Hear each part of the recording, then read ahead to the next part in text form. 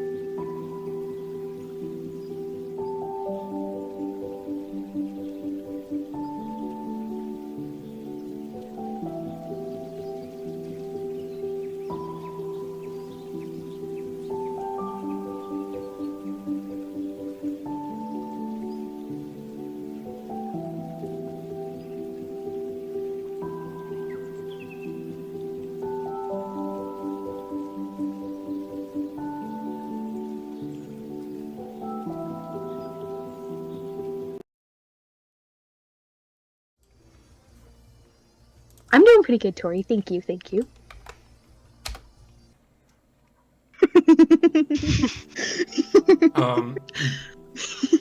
Ellie, you forgot to change your PNG. Oh, fuck you! That wasn't directed at anyone in particular.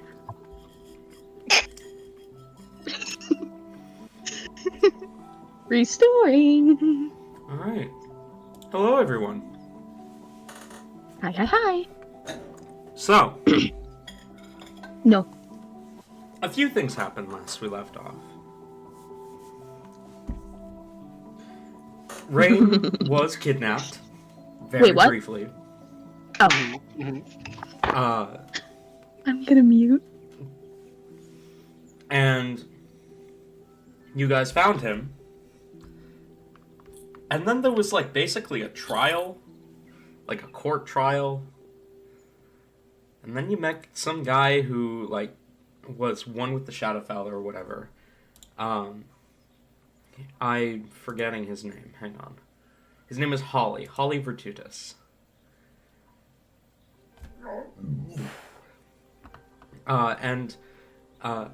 Holly brought Todd and Rain to his little home in the Shadowfell. And,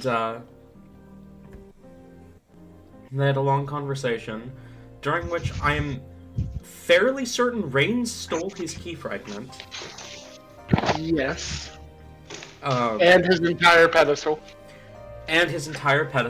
That's right. I forgot about that part. I was, like, trying to rationalize in my brain. I'm like, how did they break the glass and not draw his attention again? I don't remember. Because they stole the entire pedestal, that's how. And then we ended with a pair of dream sequences. Vernick meeting with a angel, I suppose, by the name of Beelzebub, the head Aasimar of Malcertus, god of evil. And Rain was visited by a familiar apparition, the familiar form of Nola, daughter of Malcertus, egging him that he needs to go and retrieve the shield.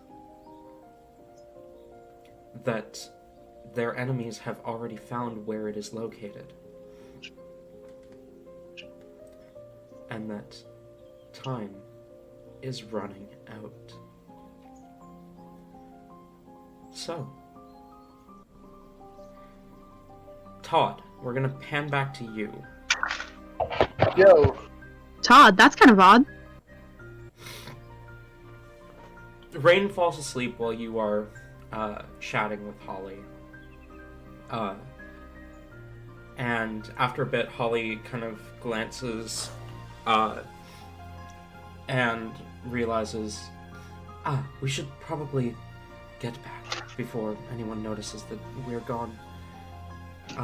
Kind of glances at Rain, who's sleeping on the couch. Are you good to carry him home? Of course, yes. I'll walk over to Rain and try to gently pick him up and put him on my back. Easily enough, Rain is deep in sleep.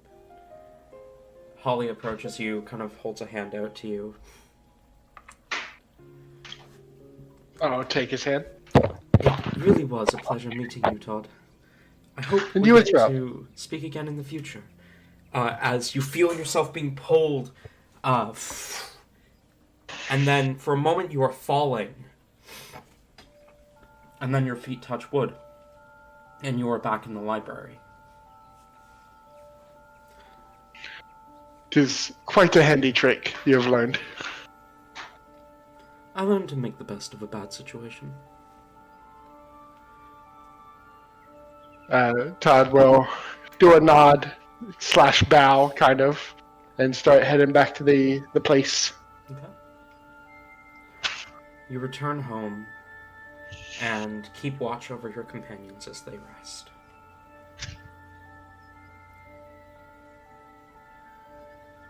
And soon morning comes. The three of you who are sleeping, awakening in your room.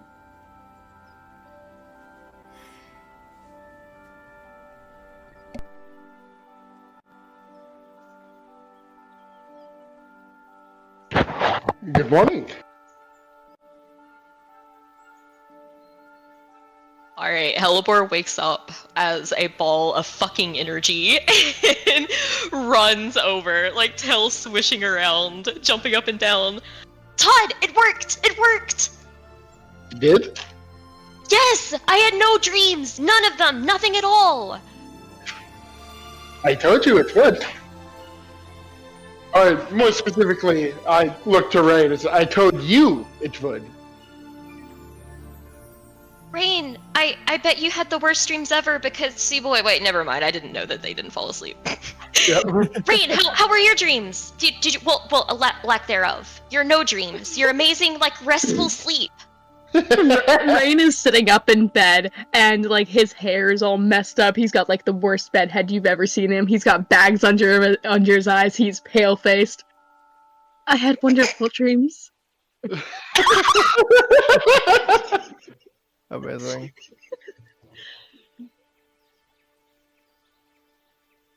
So, I'm gonna just lay here for a little. He falls back in bed.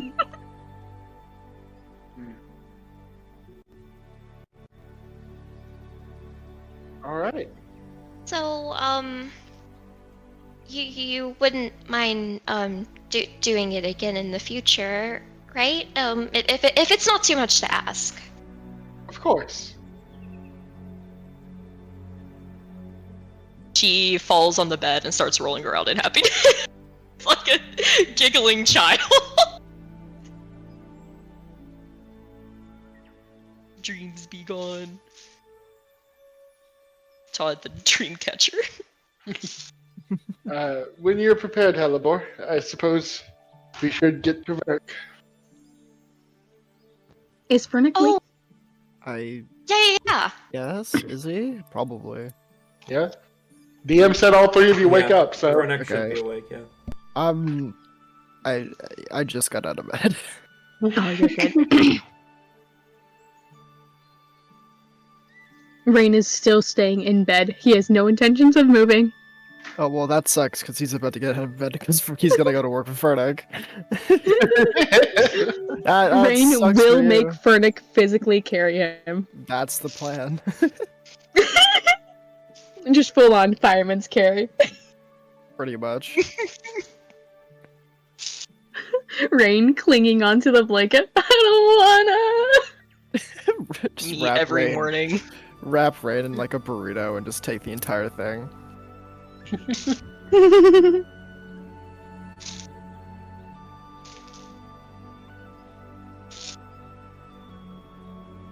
All right, I guess we go to work. Yep. Does Rain not tell the party what he was informed? Rain's too traumatized for that shit. Okay. Okay. No, Rain is he's thinking on it actually. On a serious note, he is thinking about it. Kind of the entire day, he's recounting the events of his dreams, while kind of dozing in and out. Okay. Is there anything specific any of you would like to do throughout the day? I Apart just from keep Rain under control. Nope. teach Helibor a little bit of farming. If no one else has something, I've got some things. Okay. Oh Okay. god. I can't wait to get dragged into this. Here we go. Damn right. Oh, boy. Rain, after like probably 2 hours of like dozing in and out, he finally stands up from wherever he was placed and just stretches. You can hear like the bones and whatnot pop from his body, and he drops the blanket. As he drops the blanket, his hair is suddenly, all fixed and tidy, and he's got the color back to his face. All right, time to get to work. And Vernick, he marches right on up to you and peeks over your shoulder. So, what you making here?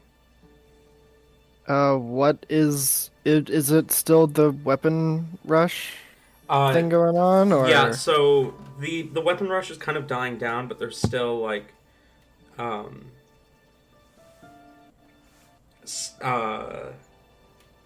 Fuck, words. Hang on. There's still a decent amount that needs to be done, but it's kind of calming down at this point. Okay, he's probably got like some kind of short sword or something in front of him that he's probably 2 hours probably working on like a handle or a guard for right now. So he's doing a bit of wood like carving and stuff. Just a handle, nothing too fancy. Why? What are you about to drag me away for this time?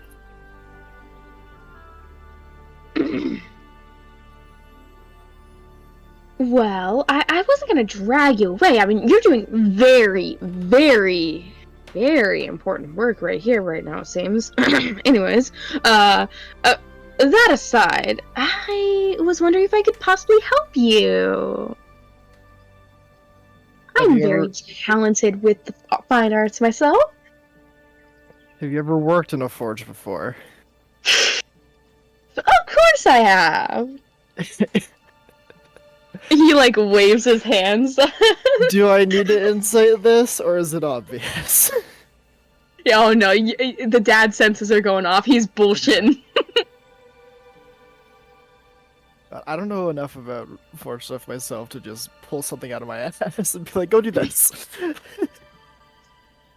Well, what would that be? Hold on. I'm trying to think of processes here.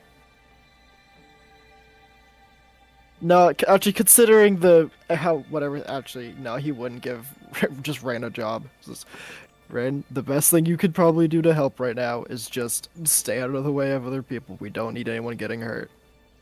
Got it. I will stay out of the way. And Rain just kind of will quietly slink back, and he after probably like 3 minutes of like he's standing in the corner tapping his feet, he's like, I'll be back. I'm gonna run to the restroom. And he That's okay. I can't wait for this place to fucking explode or some shit.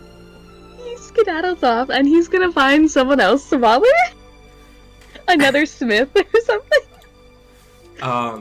He goes to the guy right beside Fernek. Whenever one of my characters says they have to use the restroom, it always means prepare for the worst. Go wrong. It's never a good sign. Is this is the bothering a thing that you want to cover? Rain would try to help out, and by help out, I mean he wants to beat his frustrations out onto a piece of metal, and then possibly make it, it doesn't end well, I imagine. He would probably get, like, ushered back to Furtick at babysat again. Yeah, like, that's hardcore basically babysat. what happens. Furtick, about 10 minutes later, you see Morel approach you, with, like, clutching onto Rain, as he says, Furtick, I believe this is yours. Please keep a better eye on it. His face is covered in soot, and like I imagine part of his hair is like was it another Smith that brought Rain back, or was it Morel, the headsmith?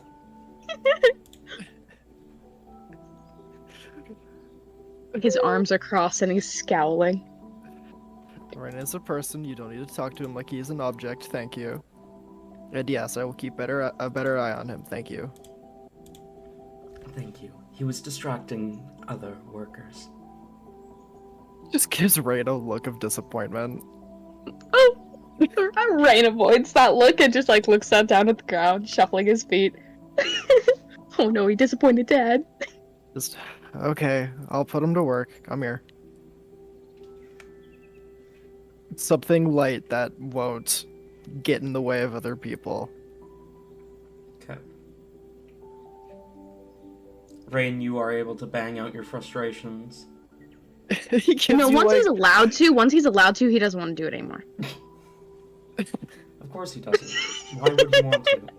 Exactly.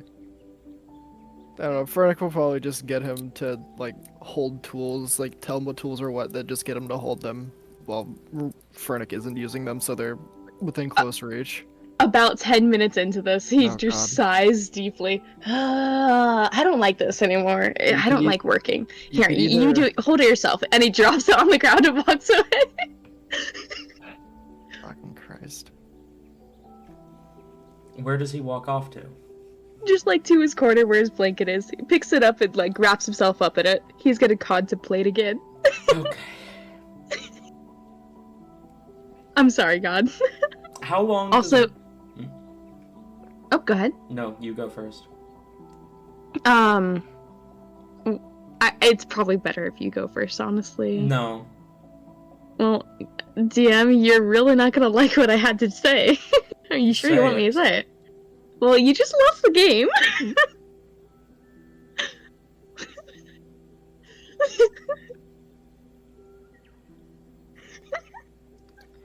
Rocks fall, I rain warned dies. you. I warned you. I tried to warn you. Now, hold on. Ayla did warn you. Anyway. How long does Rain contemplate for? 3 hours, 20 minutes, 21 minutes, and 57 seconds. Okay. What does he do after he finishes Or actually, during that 3 hours, 21 minutes, and 52 seconds, is there anything any of the rest of you want to do? Oh. Alrighty, so you thought I was just gonna gloss over this Helipore farming sequence? No, we need that in our life. Alright, so... Are you back? Yeah, I'm back. Alright. Todd, you lead Helibor towards the gardens. There's a kind of massive plot of land with dirt that you have no idea how it got here. For like it seemed miles on this artificial island, just miles of farmland, with little streams running through it, same as along the streets and whatnot. As you can see, a number of people working within them. As you approach, you're approached by there's this kind of younger half-elven boy with blue hair, a large, looks like a classic wizard's hat and a staff with like a kind of large crow skull on it, as he looks to you and says, hello, are you here to, are you here for food or are you here for work? For work. Work, wonderful. Can I get your names? I am Todd Devlin. Okay, and kind of looks to Helibor. Helipore. Helibor. Okay. What time is it? Okay. I am Ariadne. I am the kind of manager basically here.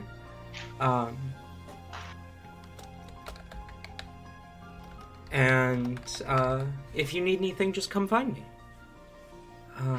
Good. The farms are separated by quadrants. There's 8 total different kind of quadrants, and it's different crops in each quadrant. It'll be labeled.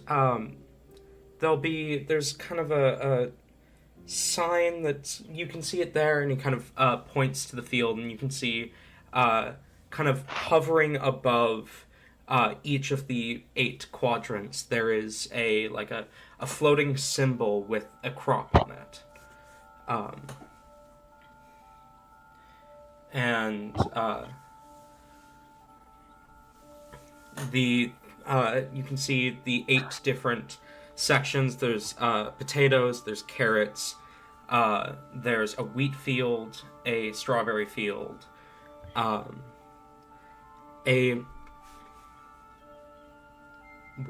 hang on. English just ceased to exist. A melon field, that's what I was looking for. And 3 more that I don't have the brain power to decide right now. Fair enough. So these crops, like, Are these already all like going? So we're not going to need to plant anymore. This is mostly maintaining today, right? It would be mostly maintaining today, yes. Though you can see that the potato fields are kind of in the midst of being replanted, but the others are all just to be maintained. Okay. Todd will pick one of the things to go through and do farmer things that I'm not super privy on. I'm pretty sure you have to like find bad-looking ones and prune them. Mm-hmm. So that's probably what he'll be showing Halibor today. Before we do that, with, dude, like, Halibor looks at, like, this little sign, kind of, like, squinting her eyes and, like, tilts her head a little bit. Do you have a dragon fruit field? The Ariadne speaks up and says, these two here are seasonal fields. Dragon fruit don't grow well in this area this season, but we do have them in kind of closer to summer. We tend to have them.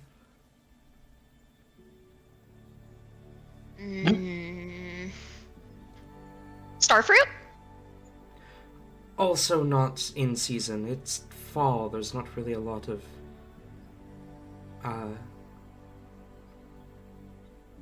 not a lot of things that grow well in the fall. Pineapple? Todd kind of chuckles and says, Halibor, a lot of this is to be patient. You'll have to wait until these crops can grow before you try to make them grow. We actually are too far north to even grow pineapple at all.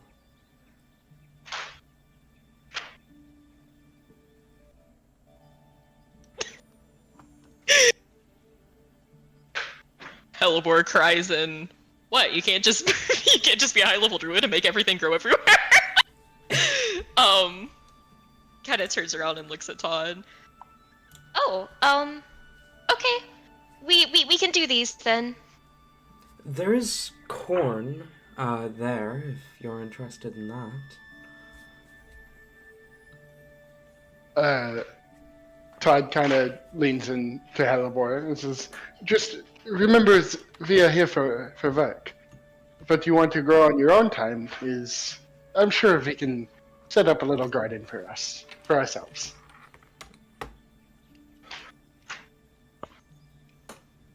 Eyes like anime shine at this.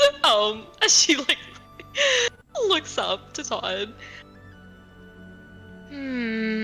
That would be really nice. Okay.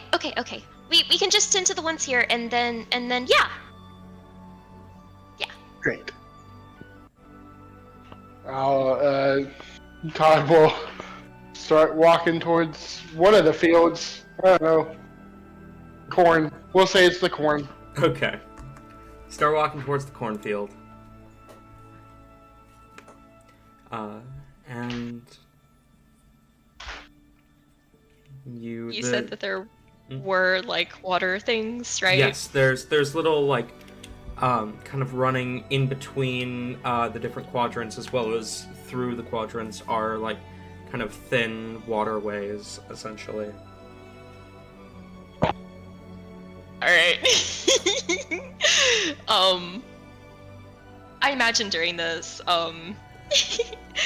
Halibor, very much like a child at like an amusement park or something, is kind of running ahead of Todd, like looking around, like waiting on him, like zooming around through this. She suddenly looks at the waterway, and you can see just like the growing idea as she turns and gives a little bit of a sneaky look to Todd.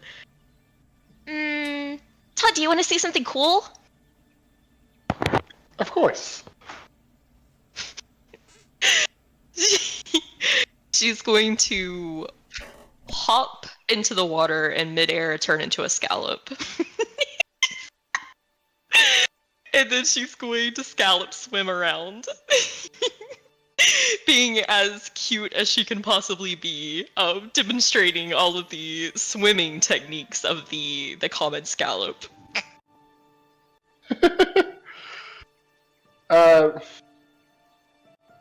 Okay. Notably, scallops are saltwater creatures.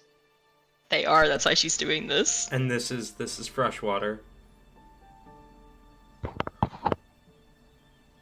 It's fine. I mean, it won't kill them that fast. It literally will. You would, if this was the case, you'd probably actually be drowning right now. So. But magic, whatever. It's magic. Fuck you. Todd gives a smile and watches the scallop swim.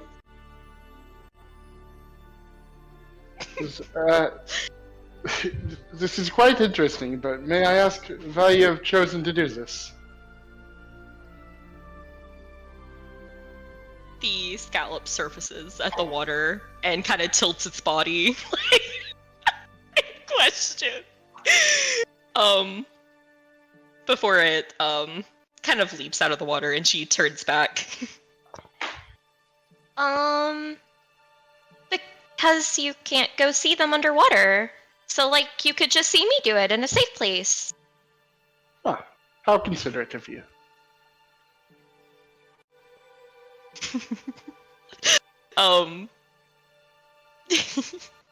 You can see in her eyes that, like, she's like, yes, mission accomplished, praise.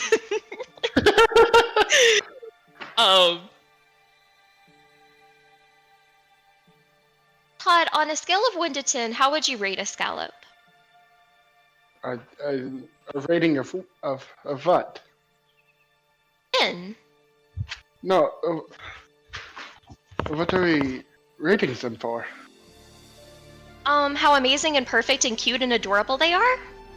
Ah, I suppose a 10, as most life forms would receive from me.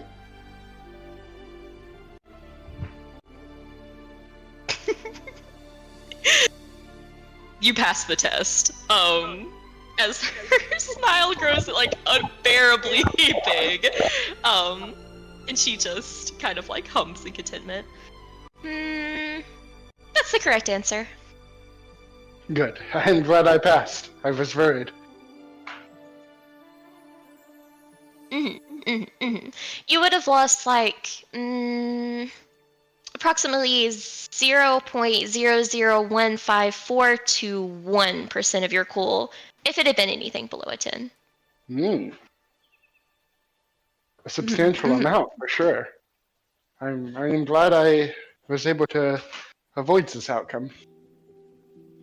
But you wouldn't be as cool as you were anyways if you, like, you know, had a different answer. Now, I believe this corn does require our attention. Yes, it looks like no one's pet it in a while. Okay. Sure.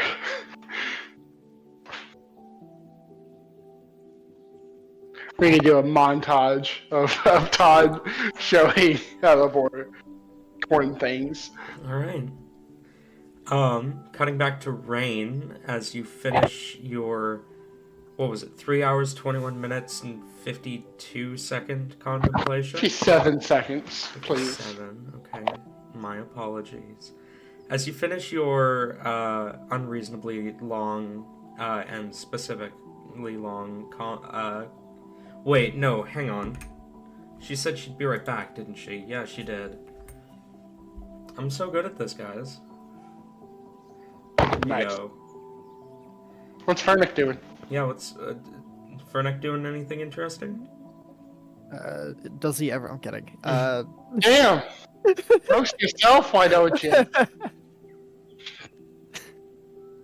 No, not particularly. He's been told we've got a debt to pay. He's paying it off.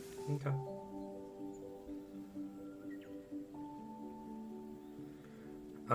Do we wanna just flash view a few of the shenanigans that occur in the cornfield while we wait for Ayla to get back?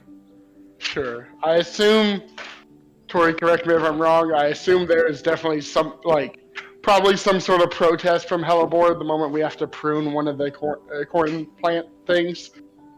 I'm good at farming, I swear. Yes, there is. Like she wouldn't protest, but you can tell like there's a frown. Like it looks like you're asking her to like take old Yeller back and put him out of his misery. Oh god. Oh no, we don't have to kill the entire plant, it's just a portion of the plant. Todd, we need to prune the corn, Hellebore, slowly fucking loading shotgun as you say. Oh no, I Pa, don't mean I'll like do it. No, I just mean like you can tell like the amount of hurt. Like No, it looks like you're asking her to commit a massacre doing this. No, I know what you mean, but the thought of Todd asking Hellebore, telling Hellebore we need to prune the plant, and then Hellebore just suddenly having a shotgun and loading it is so funny. Oh no, if Todd sees Hellebore being distressed about this, he'll say, keep in mind, what we do here is for the good of the plant. If we allow this piece to continue as it has, it will hurt the plant as a whole.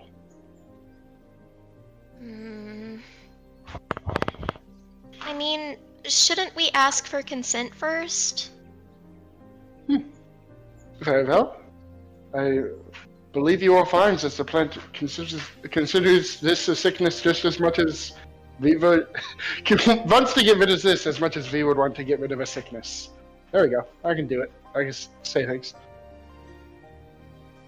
Oh, Todd will step back and offer to let Hellebore speak to the plant. Beautiful. This doesn't look flashy at all. Hellebore literally just looks at the plant, and starts speaking to it. Are you casting speech hi with there. plants? Yes, I am. Okay, I needed to make sure. God damn it. What does it? She starts it off by saying the corn wording. voice. Yeah. Go on. Anyways, yes, she starts this off, by kind of, she bends down, like, well, actually she doesn't, because Corn's really fucking tall. Mhm. She looks up to it.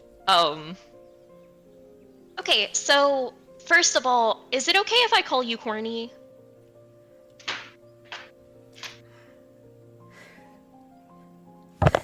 God damn it. Hang on. I'm sorry. Hang on.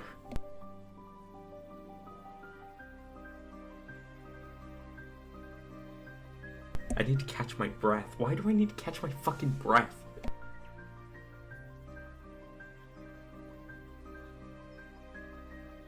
This is about to be the best corn voice you've ever heard.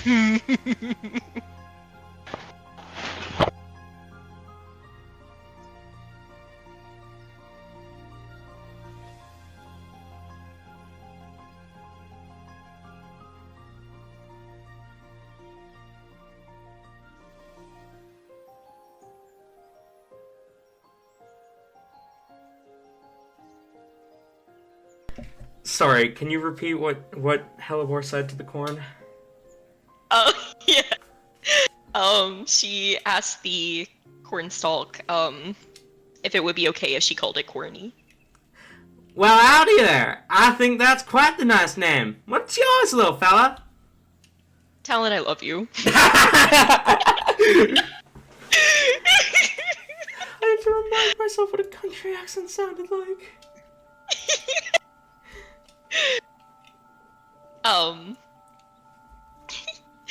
She smiles and nods. Okay, awesome. Okay, so Corny, my name is Hellebore. It's so nice to meet you. It's a pleasure to meet you too, Hellebore. What can I do for you? Okay, so, this really cool person beside me, Todd, look at him over there. He looks real cool. Kind of guy who Yeah. probably invented me.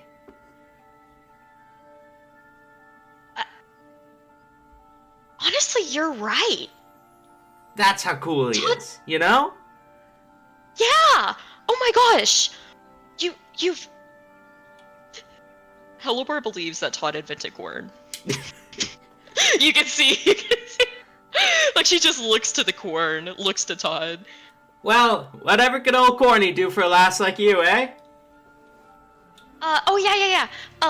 So, me and, your creator, we wanted to, like, see if, so you see, like, these parts of you that look like, prunable? We just wanted to make sure that it would be okay with you if we were to do that. Oh, please. It is a nightmare having that there. That there sickness. Gotta get rid of it. I'd do it myself if I could, but I ain't got no hands.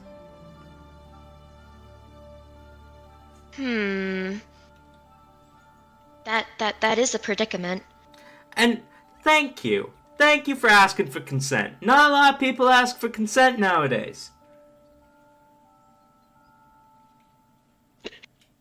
Tabby, the spell says, the spell doesn't enable plants to uproot themselves and move about, but they can freely move branches, tendrils, and stalks. It reaches up and rips them off. Reaches up, fixes itself. Thank you. Anyways.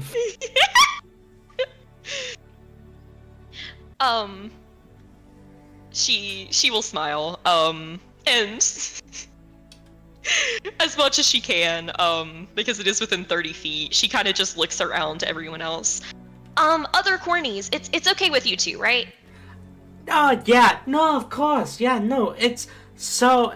If you see something that looks rotten, get rid of it. It's hurting us as much as it's hurting you.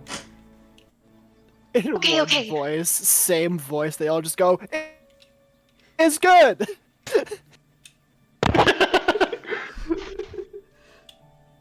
Okay. Don't worry about anything, corny people. We're, like, totally gonna get, like, all of it off of you. Like, all of it. And then you're gonna feel so much better, and yeah. It's been super nice talking with you. Thank you. I'm so glad that you existed, and I hope you have an amazing life. Aw, thanks to you too, little ass. Okay, bye-bye. And Bye. she's going to cut to Gives a the bit of a plant wave. connection. What was that? The part of the cornstalk kind of waves a little bit as the spell ends. Oh, it's You too got it. cute. Alan, you're gonna kill Tori. I know. You have no idea. I live for this. Anthropomorphic plants are my top favorite thing. Okay. She will, turn around and, look to Todd, who has at least been hearing her side of this. Yeah, Todd has only been hearing her side. Todd has been smiling throughout this. He knew what the outcome was gonna be here. Okay. So, Todd, why didn't you tell me that you made corn? Actually, Todd. Hmm? As you see Hellebore speaking to the plants, I almost want to call for a wisdom save. Okay. Sure. That makes sense. Oh, that's a natural one.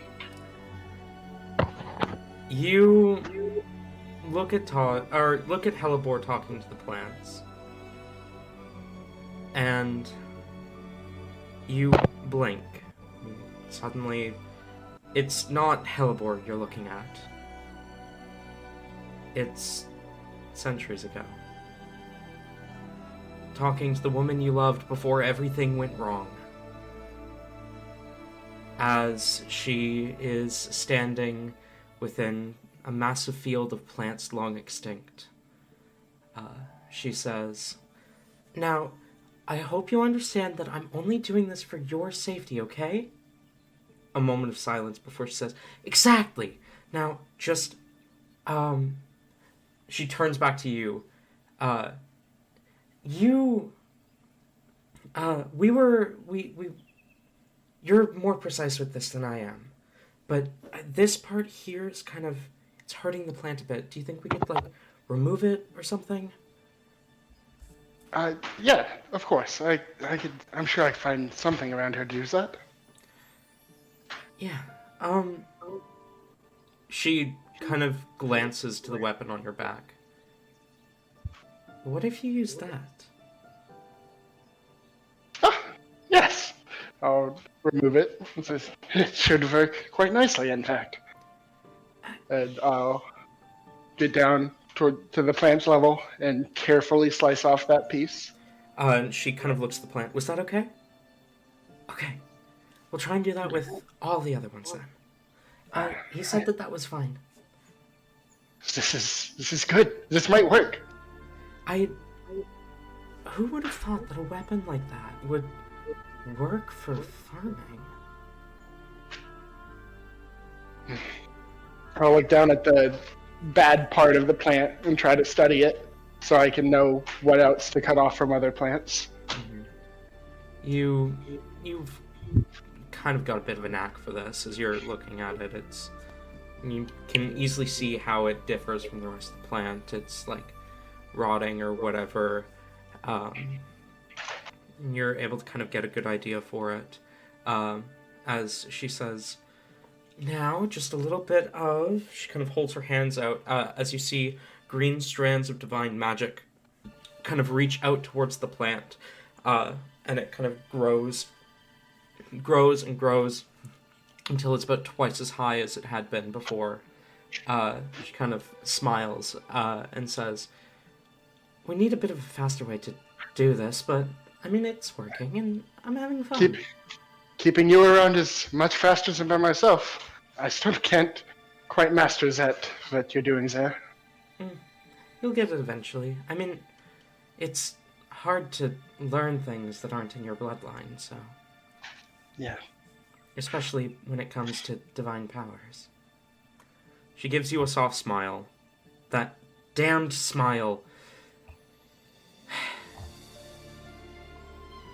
You blink back into reality as you hear, I didn't know you invented corn!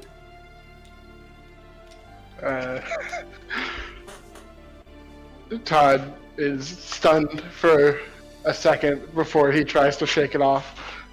I didn't know I did either.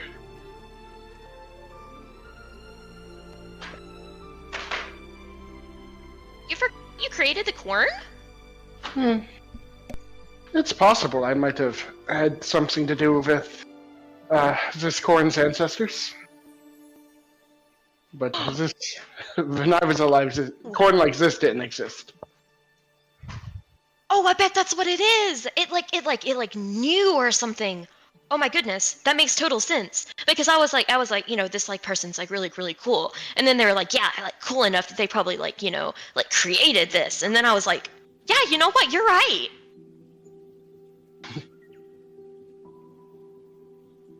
Okay. Oh yeah, but I did ask for consent, and it like totally said it's good. Like, okay. Great. I am glad to know. Did you ask the others? It's like all of them that I could reach, and they were all like, yeah, like, wow, like, bam, bam, like, cut it off.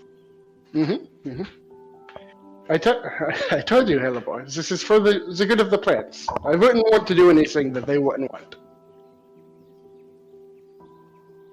Yeah, I mean, of course, I just, I mean, Mother's of course done similar things, not farming, but, when plants are sick and stuff, but I always feel bad not asking. Maybe they're, like, really edgy and they want to just, like, wallow in, like, their sadness and stuff. Yeah. Perhaps. I have never considered this. I have yet to meet a plant that would prefer to wallow in sadness. They are quite delightful to talk to, I have heard. She gives a sad smile. Yeah, they really are. Todd, are you sure you don't want to be a druid buddy with me? I'm afraid it's not in my blood. Come, there are other plants that need our care. Now that Rain's back, I think we can cut back over to them. All right. There was one thing I wanted to do go on. super quick. This isn't even go ahead. going over anything. This You're is good. just like a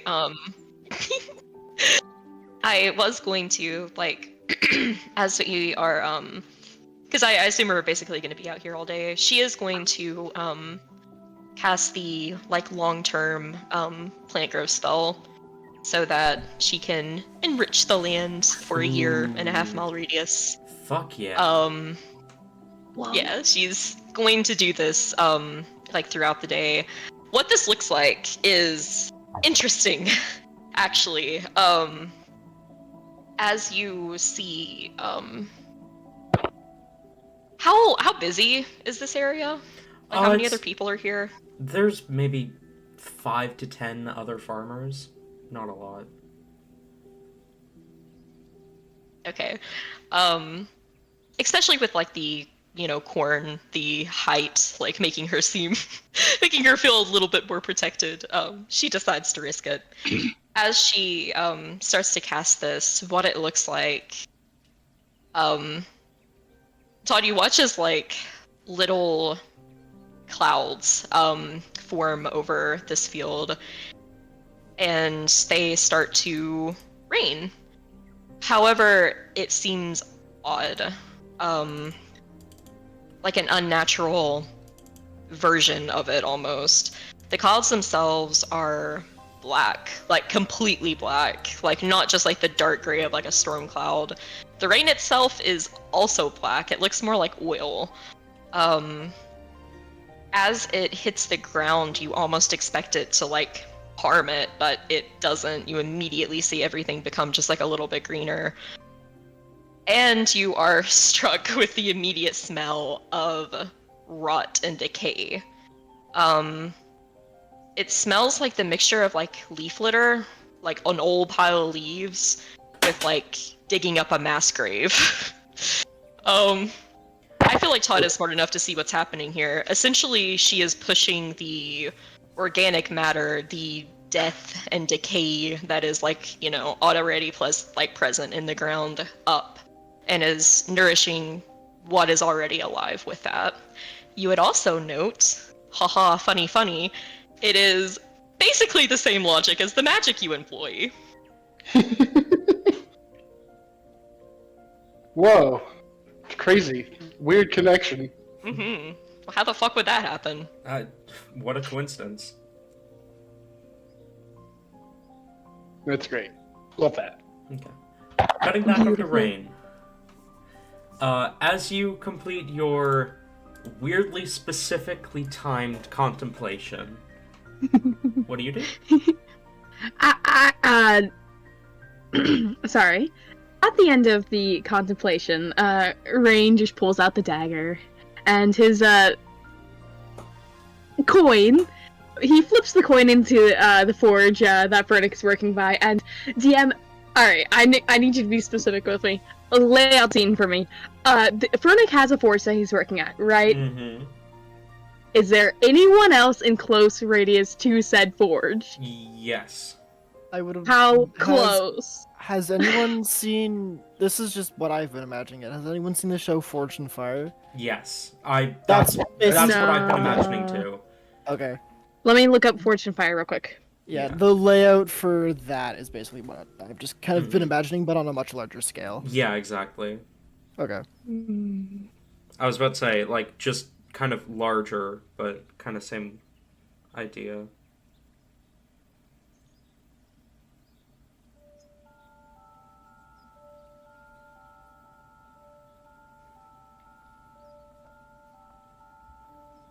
So, I mean, there'd be someone within 10 feet of Verna. Either that or a bunch of coal forges with anvils around it. Basically, the point is there'd be someone within 10 feet of Vernick. Fuck. Okay. Fuck. Fuck. That doesn't work then. I mean, maybe? DM, I'm gonna DM you something. I want you to tell me just how much control would someone have over it? Oh god. Over what? This. I don't know what this is. It's in the Rain and Harbor channel. Oh. I will send you the specifics. Oh, I mean, you'd have decent control over it. Okay. Could we make the area of effect smaller by chance? Or not quite? Could we since it's a cone, could we angle it maybe?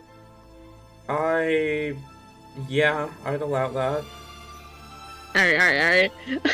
Pernick. After a while, Rain walks up behind you and just hands you the coin that's reappeared. Here, I think you're gonna want to hold on to this for me real quick. He'll cautiously take it. I think your temperature's a little cold. Is it supposed to be this? Is it supposed to be hotter?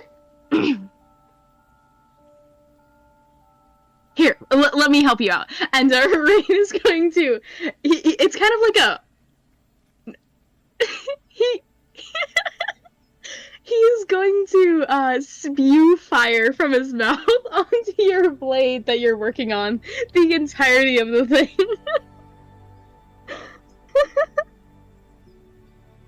I am sorry. I mean, you're not, but it's fine.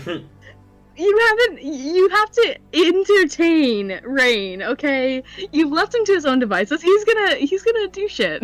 And whenever I've tried, it hasn't worked, so, fuck me, I guess. This is a losing battle. It's whatever. The entire area that you're working on is just lit aflame. He'll just immediately going to, do what he can to douse any flames that stay, and once that's done, he is going to... Hold on. Is there any, spare rope around? Yeah, there'd definitely be spare rope around. Cool. He's gonna... Rain is... Oh. Go on.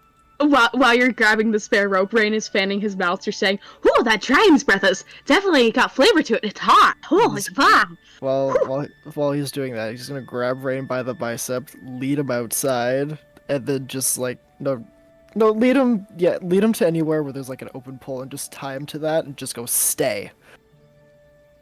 Wait, so you're letting Rain out of your eyesight? But also, oh fuck no, it is Rain. I don't know. I don't know. I'm not in the mood for this.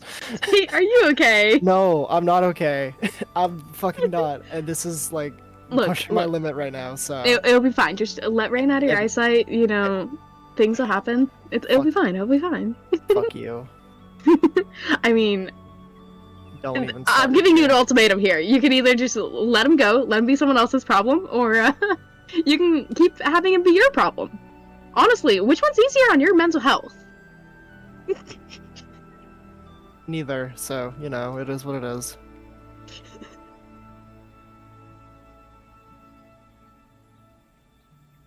I don't know. I have no ideas. I'm not in the mood for this.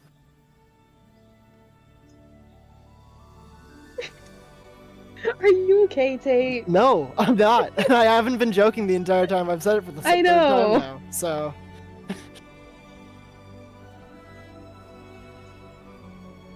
I don't know. Well, what do you want to do? I don't know. There's no good way out of this.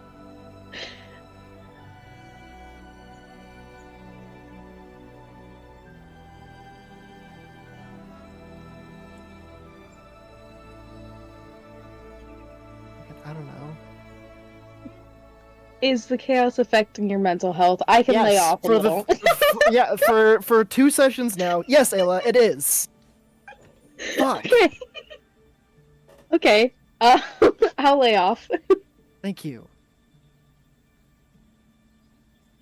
Don't pair Brain and Verdict anymore, guys. We can trade off tomorrow. Thank you. every once in a while, Rain still lets out like a belch of fire.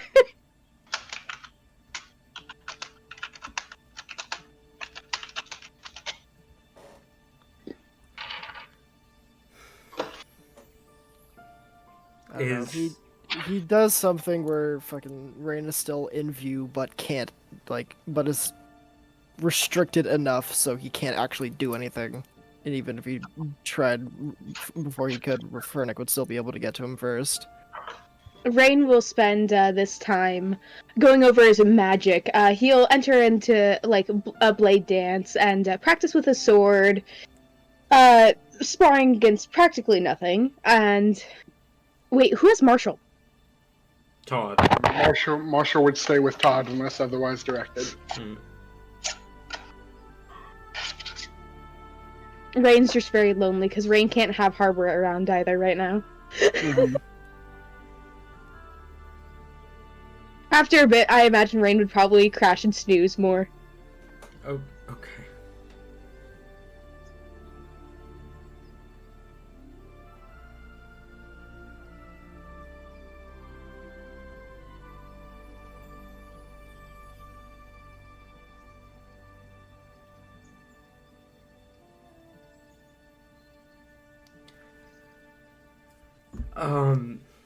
Okay.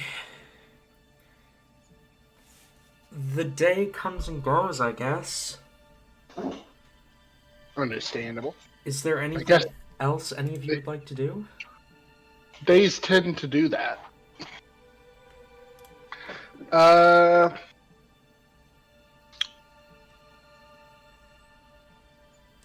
Not that I can think of.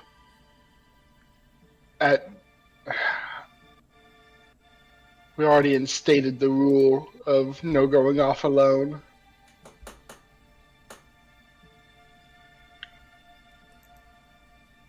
Okay. So, as the day begins to come to its end, you all meet back up in your room.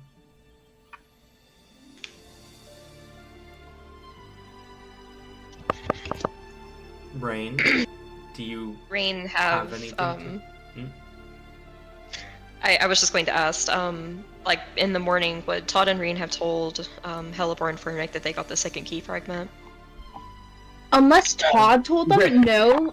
Here's the thing: Todd doesn't know if we did or not because you didn't Oh, tell that's Todd. right! No one knows! God.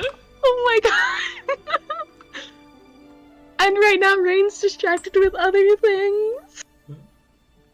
But yeah, so you guys all meet back up in your room for the night. Is there anything any of you, Rain, would like to tell the others before you go to bed?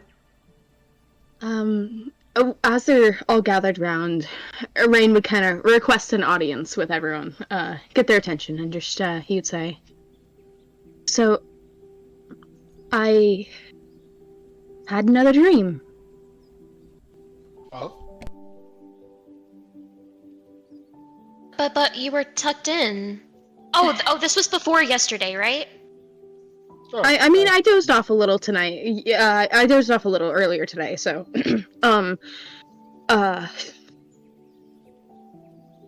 I saw Nola, and Nola says that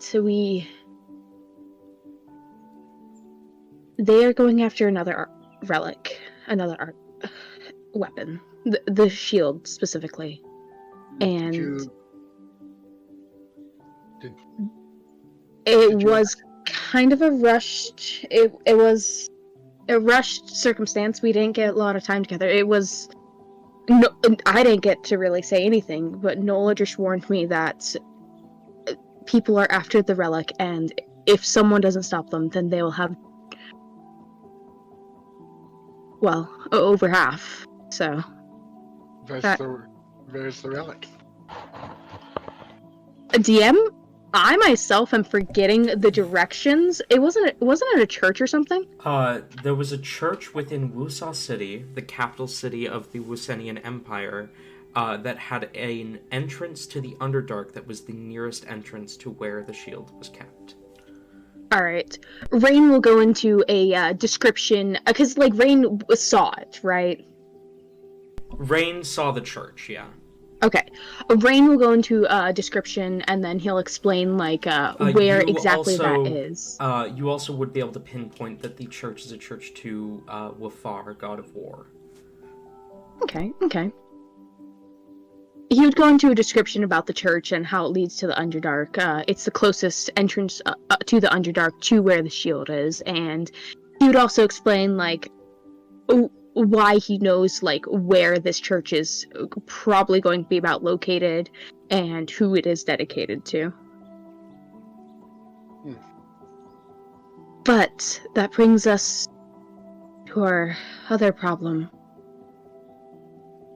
Hellebore. It's not safe for us to leave, and they have such a head start on us. I struggle to understand why Nola would ask us to do this. None of us are capable of wielding the shield, and if it is defended like the dagger was, none of us would be capable of getting in. No, we can.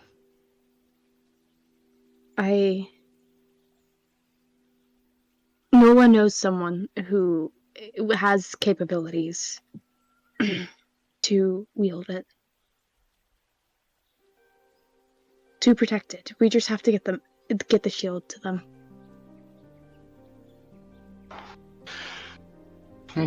But again, with Hellebore being hunted, I don't know how safe it is. Can we really let them get a hold of true relics? But then it's, I almost want to say, too dangerous to just go wandering off the island. I am concerned about going to get the relic in the first place.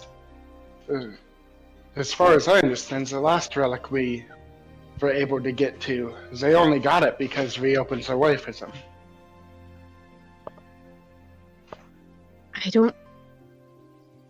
That is a good point. But I think something is different here. I just don't. Were you unable to ask Nala about what I told you to tell her? I was. Insight check. Go ahead.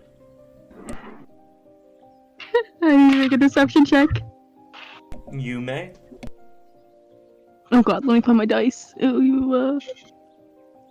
Rotating. Do I use Rain's dice that doesn't actually roll well, or should I use one of the dice that does roll well, guys? It's up to you. I'm sorry, Todd, but I kind of want this to be a roll that we succeed. But Okay. fingers crossed, because I don't want to jinx it.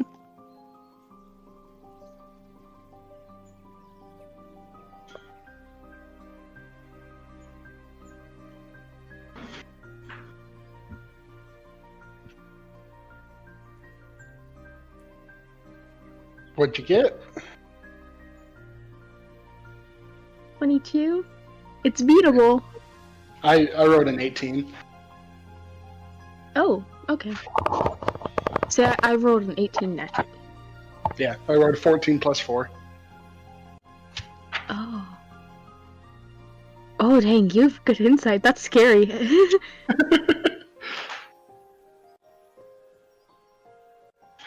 Okay, So, um... Todd just kind of shakes his head.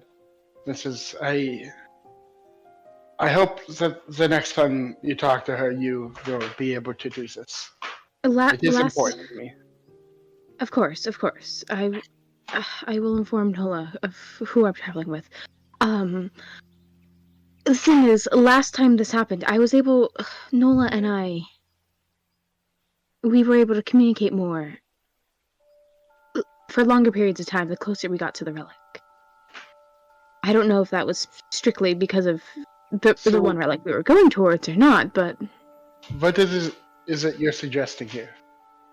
I do not feel safe leaving Hellebore here. I don't either. I don't know what to do, to be honest. I'm just presenting this... Wusa is not a safe place for Hellebore either.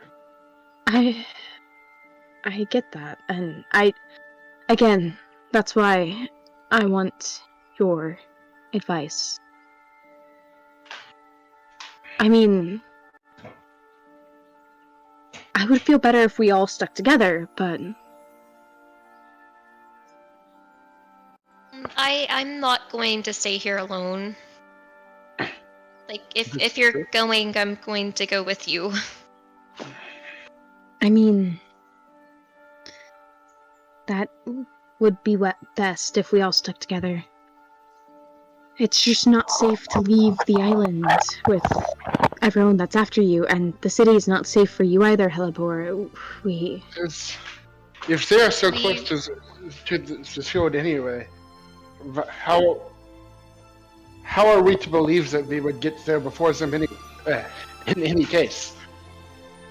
Because I have more of a fine point location, they still have to do all the searching. It would be kind of luck-based, but who knows, maybe the gods will be on our side. Hmm.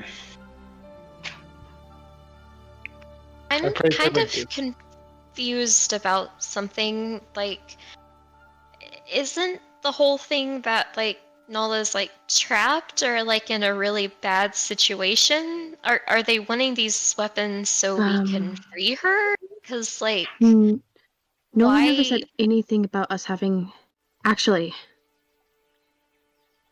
Nola never said anything about us using weapons to free her, just that we had to keep it out of the enemy's hands. But Nola did say that she would be alright. We need to focus on other priorities while we can. I don't know if... Todd, you know Nola better. I don't know how true that might be, if they are the more savior type, where they would... even if Nola- at their own cost. Go on, Tyler. I didn't say Okay. anything. Oh shit! I thought I heard you. I'm gonna assume some things about Nola.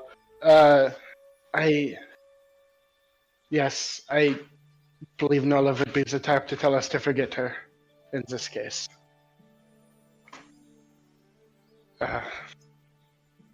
She would put submission first because she's stupid like this. Rain kind of goes a little quiet.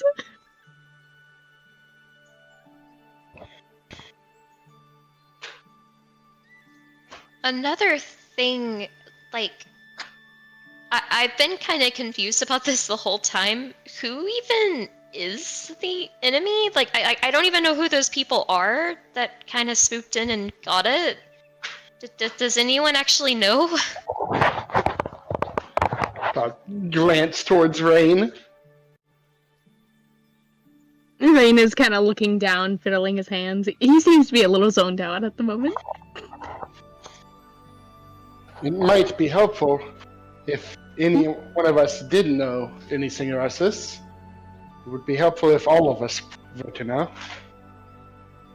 Okay, I have a new... Oh, I feel it. Rain kind of looks up, realizes that you were in the middle of saying something, Todd, and looks between Halvor. I feel like I might have zoned out for a moment there. What did you say?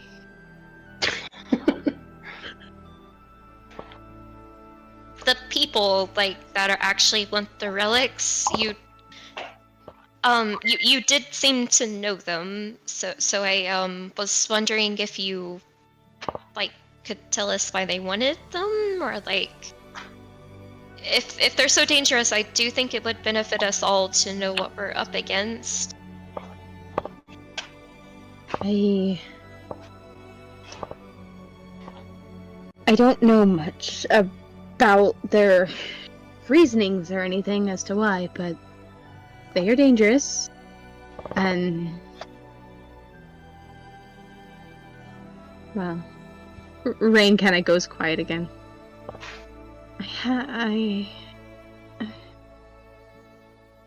After, he kind of gets a faraway look in his eye before shaking his head, and he snaps out of it.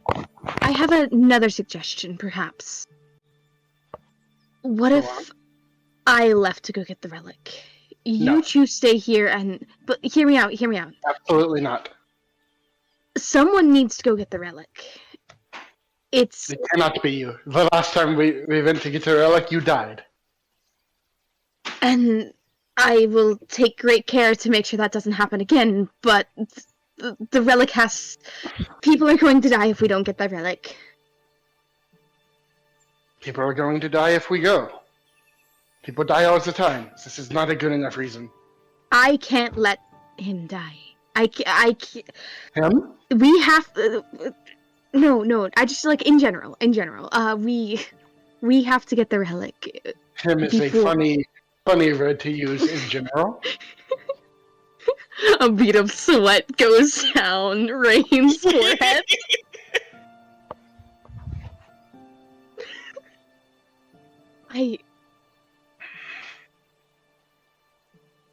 I know who Nola... I know who can wield it, but You know someone with UA's blood as well. it's not my secrets to share, and I fear it could endanger them, but we should... How many of you are there? How many have Nola's blood? How many have UA's? It's just me. Prado, It's just me. Prado, not UA. Prado, my bad. It's just me. It's just me. Then this other person. Well, okay. It's just the two of us. It's just us. All As right. far as I'm aware. If it is just the two of you, then they had no issue with the dagger or the shield until you two are involved. I mean, no. Okay, we got the blood from them, though, so like they could make more, and if they might have already. So who knows, really? There could be more. I don't know. Brain, you understand, right? It is difficult to believe you, yes?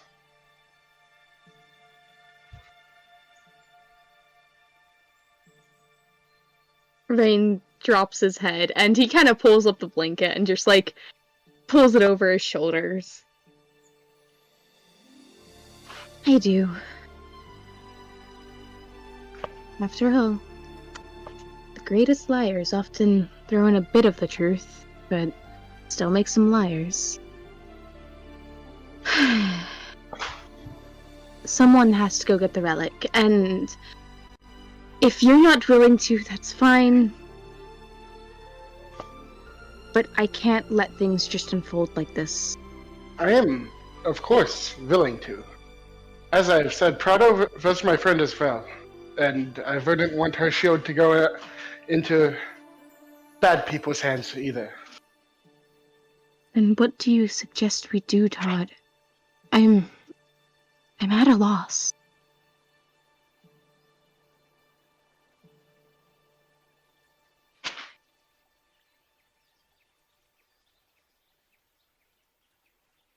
Perhaps we ask APS for help.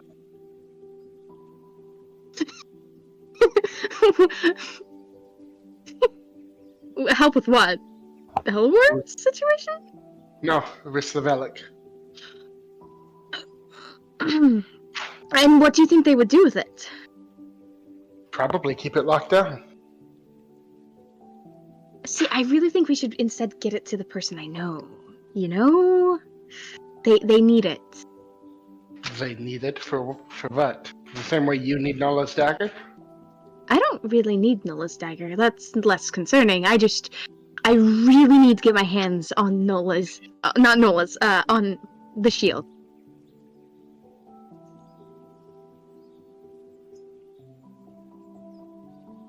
Rain, If this- I think I speak for both of us when I say that we're very much willing to help you. Like, I am completely willing to help you with whatever it is that you ask of me, but can you please tell us the truth about what it is? I mean, it is dangerous. You did die last time, and we do want to help, but it is dangerous for us as well, I would think. If There are many- we're going to do this together, please just let us know what's going on.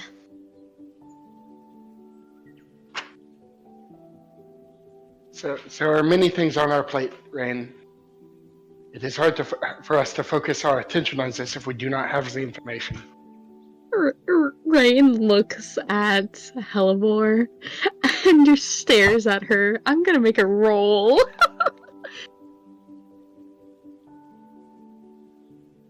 Let's see if Hellebore's puppy dog eyes can. Should Hellebore roll persuasion? I mean, I would be okay with that. My persuasion's not good, unless you want me to roll with advantage, because... Go ahead. Hellebore's puppy dog eyes are cute. I got a 20 for my roll. Oh god. I can only match it. I have a +0 to persuasion. Oh no.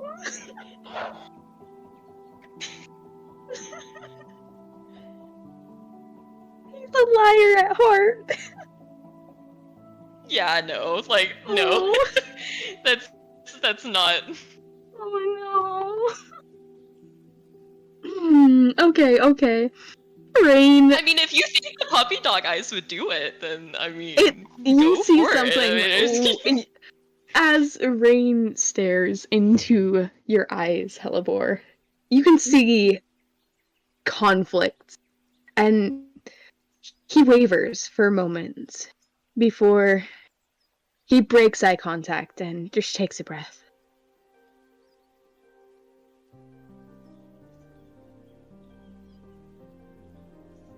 If you think the best course of action is in fact to tell APS, then I can respect that.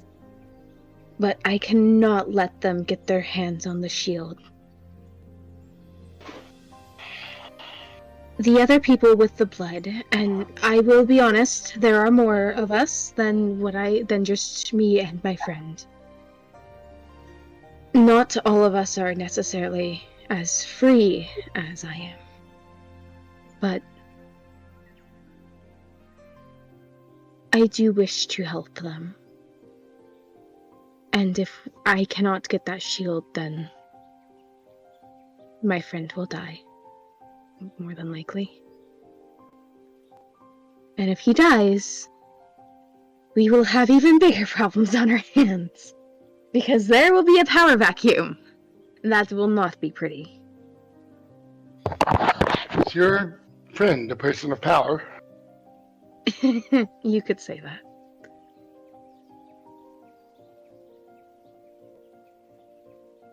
However, many, at least the last time I was there, many vampires find home in Vusa City.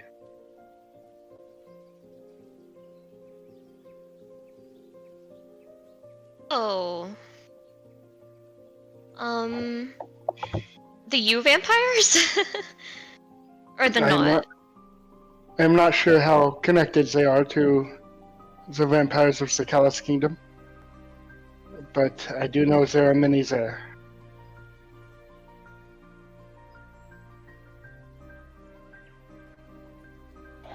Oh.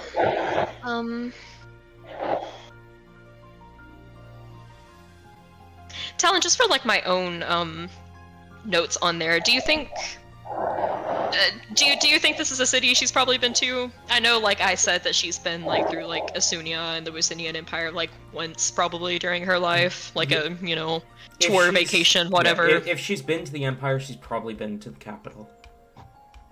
Okay. I don't feel like under her mother's protection this really is probably something that came up or something she even noticed. So she kind of gives like a little bit of a blink. I mean, as I'm okay with that. Her face says she's not okay with this. As long as they don't want to kill me, then I don't think there's any reason that it should be a problem.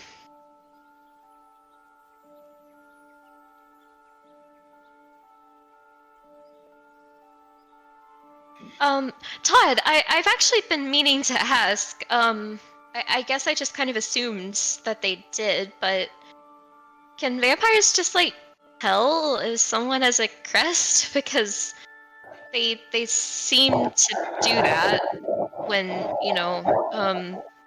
stuff happen. Not all of us. Many of us can train ourselves to do so, though.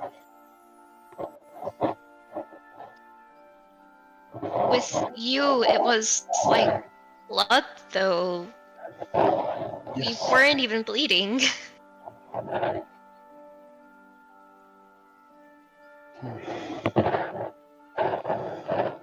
It's possible your mother and her crest was already known to them, and they just assumed you might have one as well.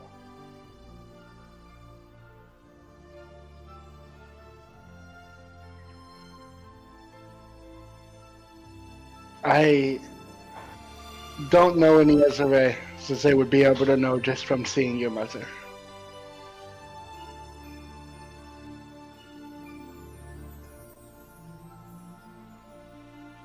If they don't even know for sure and they're just doing this out of an assumption, that makes this so much more stupid. Like, wasn't part of this the whole thing that they were mad that they didn't get crests? So wouldn't they, like, not want to assume that I had one? Because if I didn't, they could, like, convert me or something? That sounds like an incredibly stupid thing. No. That may be what the newer members think this is about, but that is not what their movement is about. That is not what Morlina is about. Morlina would have had her own twisted reasons to kill you. It is not out of envy or jealousy.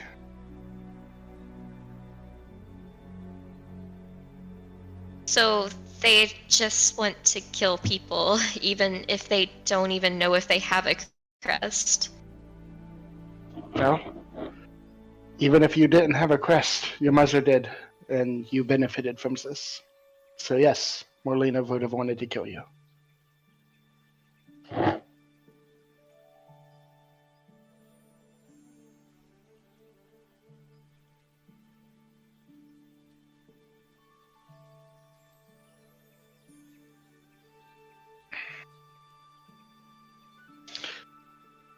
But that is not the issue at hand here.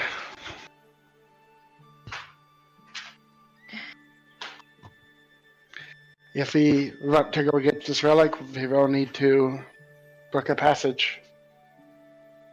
We will need to tell APS a reason why we are leaving. And I think we have a good one. I mean, our friend was already attacked here.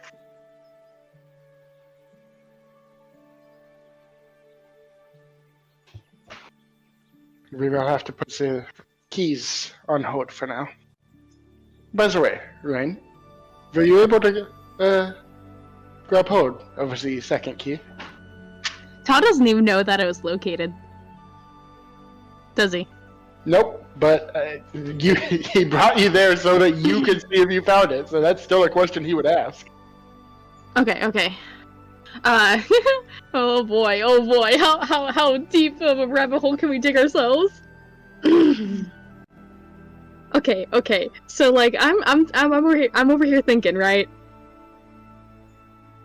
It might be best. Okay, do I utter Rain's thoughts aloud for the rest of you all to hear his process of thoughts, or do I just go with it? I feel like maybe.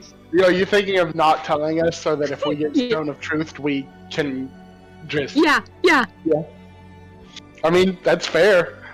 So that you guys, like, are not guilty. I mean, it's worth noting that Todd didn't tell you guys that his granddaughter gave him the key, because he wanted to make sure that none of us would admit to that under Stone of Truth. There are so many, like, layers to this. And not only that, but, like, if you guys are under the impression that we still need to get more keys, then, if, like, we are somehow caught with having the keys, then, we could be, not guilty for grabbing that one, and, oh no, then APS could possibly think there's someone else also snagging keys. So does all this culminate in Rain not telling us that he got the key? Rain thinks on this, Todd, way too long, and you get the feeling he's zoned out again. Rain. Rain. Hmm? Were you able to spot the key in Holly's house? I did see. I think I saw where it was. Yeah, I think I saw a box. It was I can't say the fucking word. Suspicious? Yeah, that's suspicious. Thank you. Rain would not stutter over that fucking word. I'm just being silly. Then we will need to find our way back into Holly's house eventually. True. But also, we should come up with a code word for, the keys. That way we stop saying the keys in public because, saying the keys is very obvious. So, let's say instead, it's a book series. Okay. So it's a new book. Very well, this works. Speaking of Holly's house, I'll turn to Hellebore and pull out the seeds Holly gave me. And say, Holly had an interesting plant growing in his house. I cannot promise we would have success in growing them. He said that they only grew in Shadowfell, but they are remarkably like Mornblooms, which, I'll have you know, is my favorite flower. Wait, they are? Wait, do you know things about Mornblooms? Okay, Okay, so how long do Mornblooms continue to bloom after, death? Beam? Mornblooms can continue to bloom anywhere from 6 months to 10 years after a body has been buried on a site, though will typically only bloom for about 3 years. Right. I will say that. No, DM, how long was it? If I remember correctly, 2.5 years? Okay. Okay.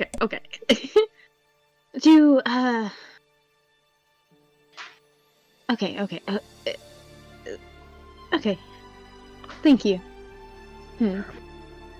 How many seeds did he give me?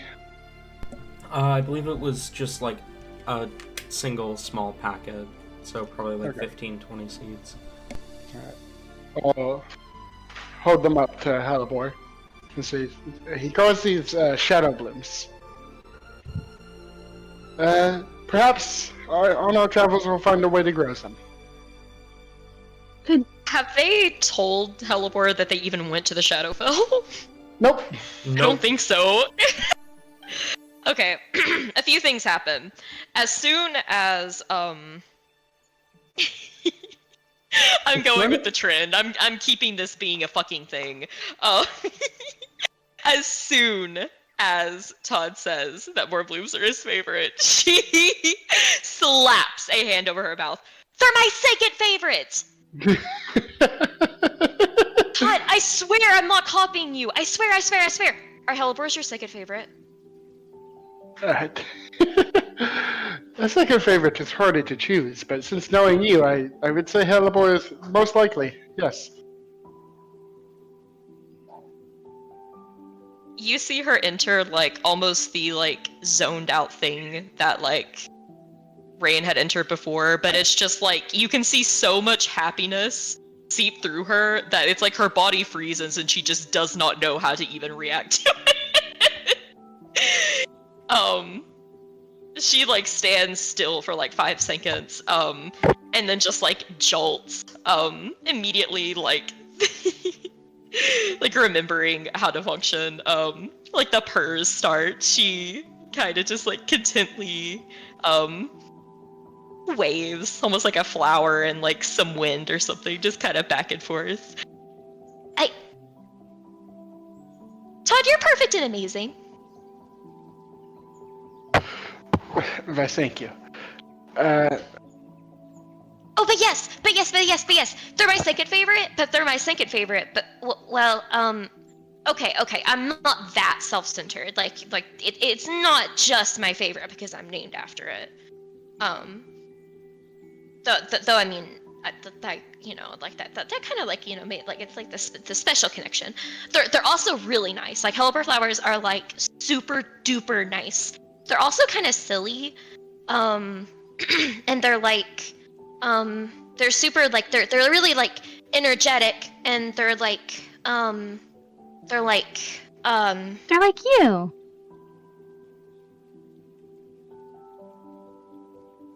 Did Mother know?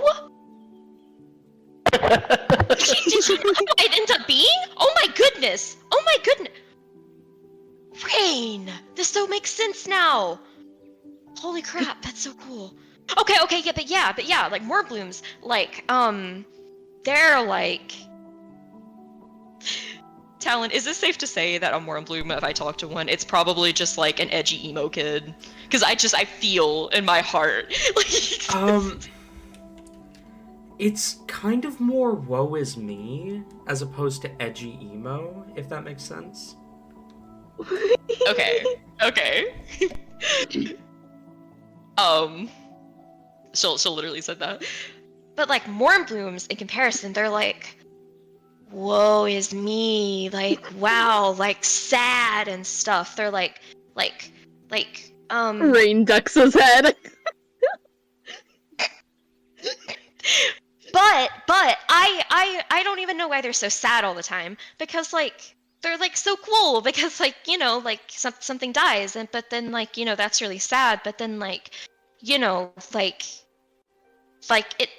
like physical evidence that something good comes from that. It's like showing you it's amazing. Whoever came up with them is smart. I like them a lot. TM. That This is just a small note for you, Tabby. That creation, the idea of the Mournbloom, is often credited to Aurelius, sometimes to Natarai. Mm-hmm. You were saying something, Ayla? in the astral sea. Are those the flowers that Scriptor eats? What are the flowers that Scriptor eats? No, fuck, what was the name of those? It's not Mournblooms. They're not Yeah, Mournblooms. that's because they're the ones that mimic and everything. They're Yeah. like their version of Mournblooms. They branch off Mournblooms similar to how Shadowblooms do, but they are not Mournblooms in of themselves. Let me check my T-Fog notes for that. Sorry to get us a little off topic, but You're fine. Go on. During all this, would Fernic have anything to interject? I was just about to ask for Fernix input. Not that I can think of, no. Are you okay, Tate? No. I'm existent. That's about where I am right now. Hmm.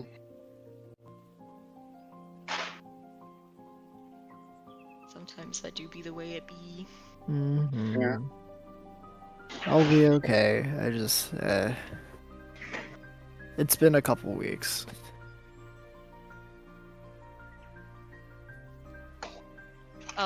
For the actual Shadow Blooms though, because those are existing, she will immediately like go up to them, just like happy, like yay, seed packet, and as she like looks at them, you can immediately see like the absolute shock and awe and like, holy shit, this is a seed I've not seen before.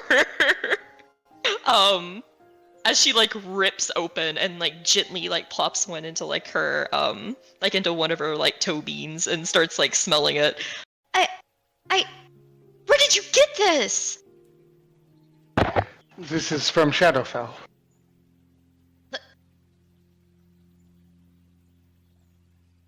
Oh, I guess that makes sense because like he was like shadowy and stuff. Did he like?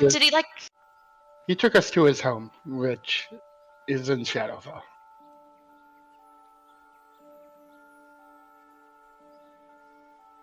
A good 5 seconds go by with her mouth just like open, trying to process that. Before she somehow like explodes even more, like like right in front of you and like tippy toeing to try to like.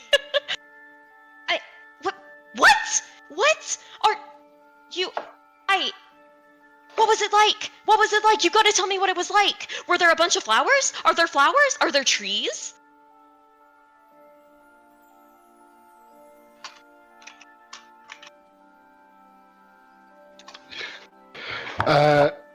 There, there were flowers, yes. It was. Were there any trees, Talon? No. I did not see any trees. We weren't there for long, and we weren't in very many places, just in his house. Well, yeah, but like surely like you had to like go out in the yard and like look around or something. Like, No. whoa! It. You didn't even see if there are any like shadow squirrels? Yeah. I have been there before. It was not that new of an experience for me, Carlibor. Wait, what? I'm silly. Of course you have. You've been everywhere. You've been to every plane of existence. I'm silly. Tell me about it though. Okay, well you've been to like 99.9% of them. Tell me about it. Wait, what planes of existence haven't you gone to? Most of them, in fact. I have been on the material, and I have been in Shadowfell. I think those are the only two, DM? You might have been to the Celestial Plane once or twice, but... Not often. Not often, no, and that would have been a long time ago. I have visited the Celestial Plane once or twice before it was closed off. Why? I know like why it was closed off technically, but like why was it closed off? It's closed off? Yes. There was a war about it, right? Have you not heard of this? I mean, like I've heard some tellings, but you know how my history is. I mean, apparently half the things I know aren't real, and half the things I do know that are real, well, they're just in my head. It was a long time ago. There were a group of people who wanted to hurt the gods, and after that war, the celestial realm was cut off to any who are not godly.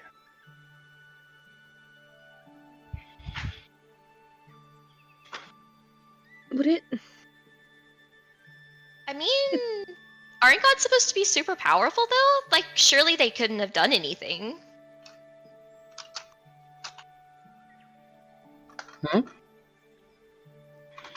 No, the gods are super powerful, but any can die. There is no one in this existence that is immune to death.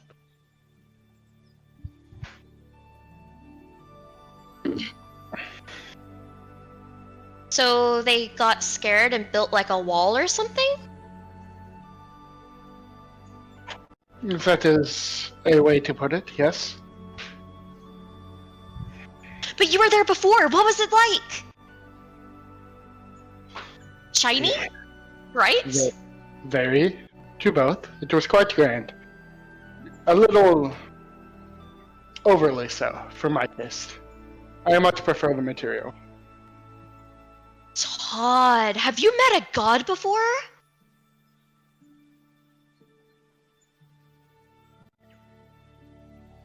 Todd very, very clearly is thinking of how to answer this. And before he thinks for a few moments before he says, yes. In my time, it was more common to meet them. So like all of them? I have met more than one, yes. Wait, even the evil gods? I knew them before they were evil, so yes. Oh, what were they like? Tell us.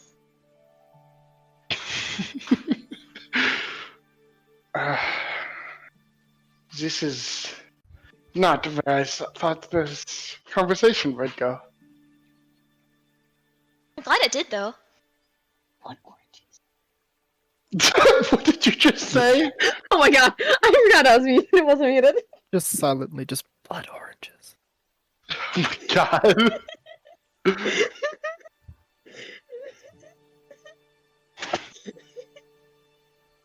Ignore me, I'm talking to someone else, I'm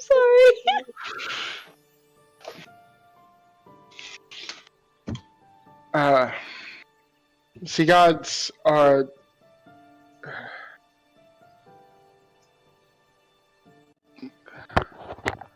Which one were you asking about? All of them. Or which one's your favorite? Just tell me about your favorite, if that's easier. Don't wait, ask them is that it- question. That's how the Trojan War started. I was gonna actually make a joke to that, damn it. Damn you, Talon, I was gonna make a joke No, to no, that. go on, because yours Okay, would be okay. in character. Okay, Rain just lets out this horrendous gasp. No, Halibor! Todd, don't answer that! You cannot just ask who the favorite god is or anything. That's dangerous. They will, like, curse you. Like, that's how the end of the world comes upon us. As gaslightable as Helibor is, she doesn't seem to like she doesn't seem to buy this one. Oh my god, no! Like, there's gotta be like a favorite or something. I No, mean, no, I'm no, sure no. everyone has a favorite. Mm-mm-mm-mm. Todd, You'll what's your make all favorite the so other it can be gods- my favorite? You'll make all the gods angry. Don't answer that, Todd! I am afraid to say that Rain is correct here. You should not pick your favorite god. Unless you are going to be a devout follower of that one and offer and ask for their protection from the others. Rain pulls out his amulet of Ordon. To all your Christians listening, you know what you're doing.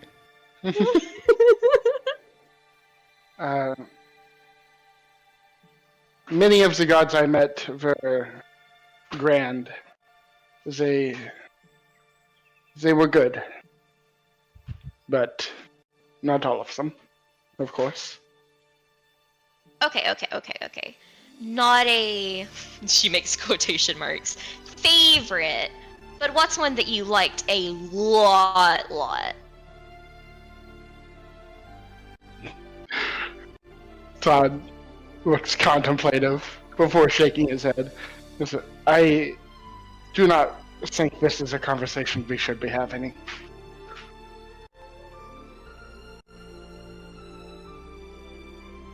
I mean, personally, the twins. Rain just holds up the amulet. I mean, as fun as, Chaos is and everything, I will say, when I pray to Ordon, at least he helps me out. Rain gets smited.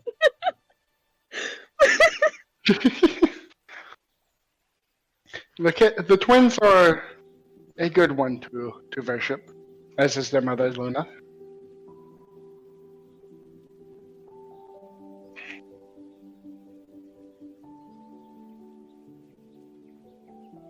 Have you ever worshipped any of the gods, Todd? Oh yes, indeed. I Which ones worship. did you follow? Kind of give a side eye to Rain. I do believe I have already discussed which side of the war I was on. Rain just grins.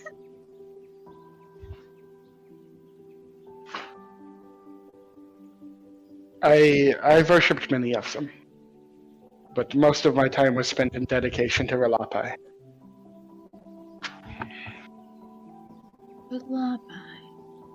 Huh. Who's that?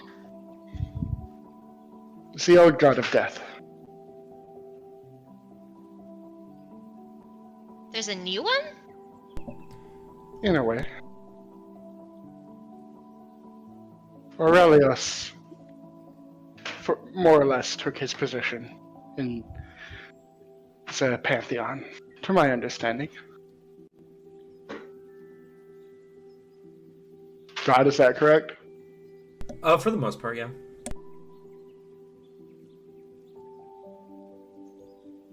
Hmm. Makes sense. You seem very deathy. In a good way.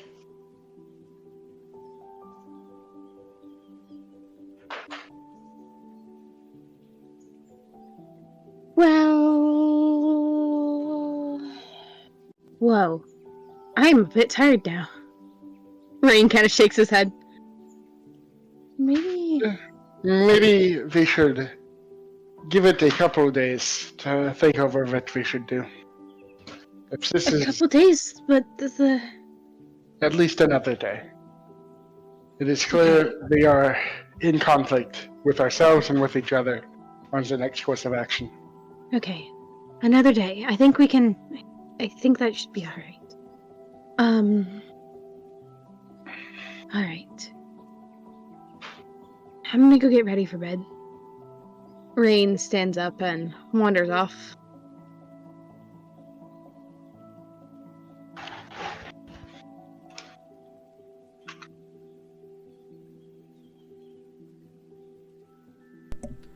Wanders off? We're all in the same room. He basically just, goes. He like goes. Okay, so for context, Rain goes, walks out the door, is gone for maybe 2 seconds before walking back in, and nothing's changed except his hair is messed up.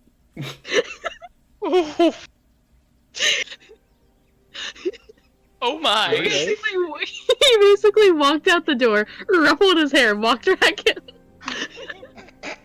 Alright. Is there anything any of you would like to do before you go to bed? Your mom. Oh, Rocks fall, rain dies. I apologize. It's okay. The roof caves in, and just rain happens to be the only one under where it caves. Unfortunate. Anyway. You don't happen to, have any other gods that owe you favors, right, Todd?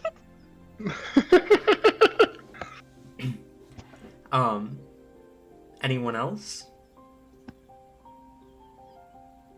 Alright. Night comes. Hellebore will, like, just so I don't even have to say this from, like, here on out. From now until the end of time, Hellebore is asking Todd to tuck her in. Yeah. Todd would do so. Oh my god. Does Todd tell her, like, myths as bedtime stories? But, like, Yeah, that sure. he experienced personally? Oh my god. I was already thinking before that he would be telling stories from his life. Mm-hmm. It would be like Odysseus telling the story of the Odyssey to Telemachus as a bedtime story. Aww. Okay, so Rain, when Hellebore asks this, Rain goes over to his own bed, and he, like, turns away from Hellebore, obviously pouting, and just, like, pulls the blanket up, like, to his chin. He's facing away from the rest of you as this happens. I will walk over and tuck Rain in as well. No. As you do that, he, like, jumps up and, like, holds his hand out. Wait. I have to be able to dream in case... Even if they're bad dreams, I have to be able to dream. You cannot tuck me in anymore. Very well. Frank, would you like to be tucked in? As nice as that would be, I do often visit people I now consider my friend, so I don't. I would not like to leave him, if that would put an end to that. I appreciate the offer, though.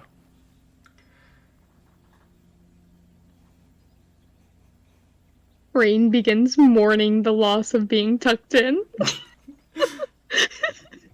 Wake up the next day to a funeral service. With that being said, night comes and goes. And the three of you who sleep, sleep peacefully. Wait, no bad dreams? Aww. You probably have dreams, but none that are important or plot relevant. Rain has bad dreams from here on out. None of them are important or plot relevant. Just bad dreams for not getting tucked in. Rain has a nightmare about being eaten alive by a giant spider. Oh.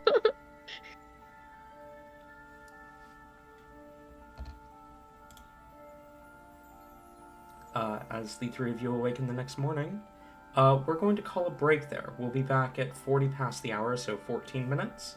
That sounds good for the rest of you? Sounds Sounds good. delightful. Venti, let us continue our plotting.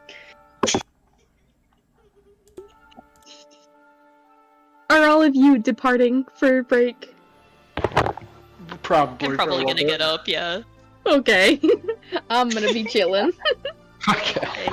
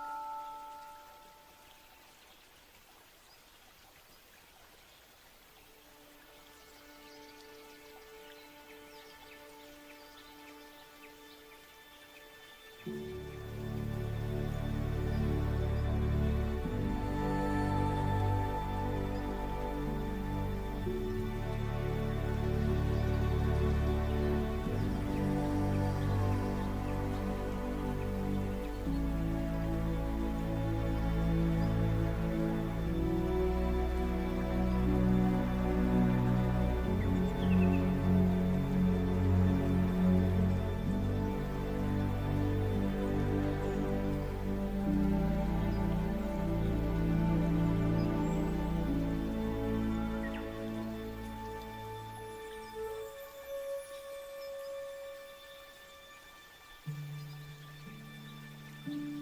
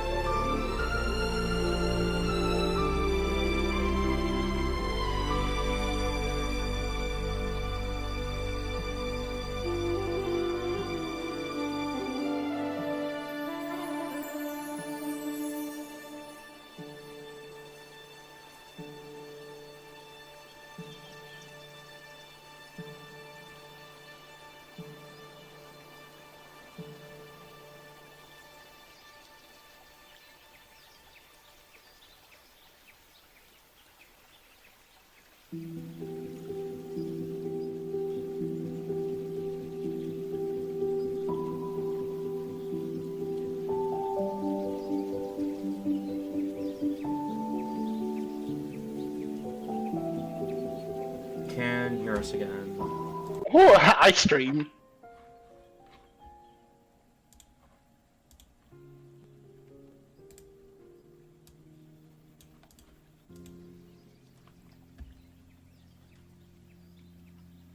Where the fuck is Tori and Kate?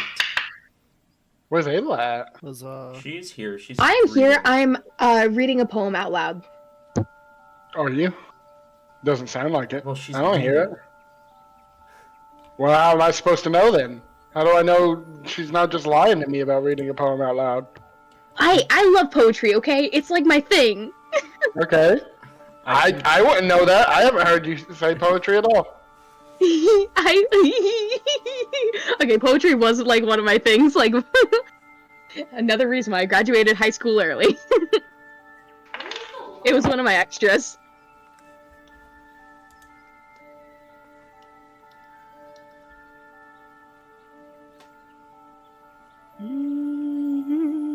I realize now I took a lot of extra classes to graduate. Silly.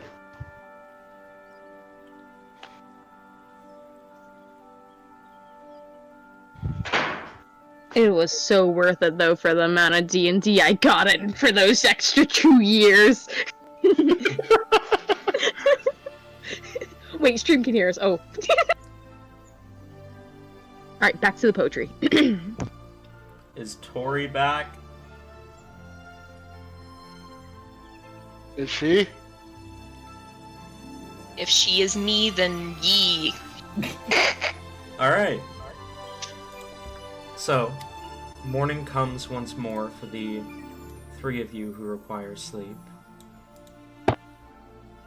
Having been informed that your enemies know the location of the shield within the Wusenian Empire, what do you do?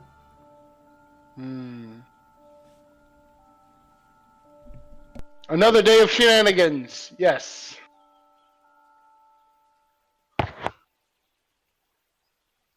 I mean, I guess we probably should go get the shield.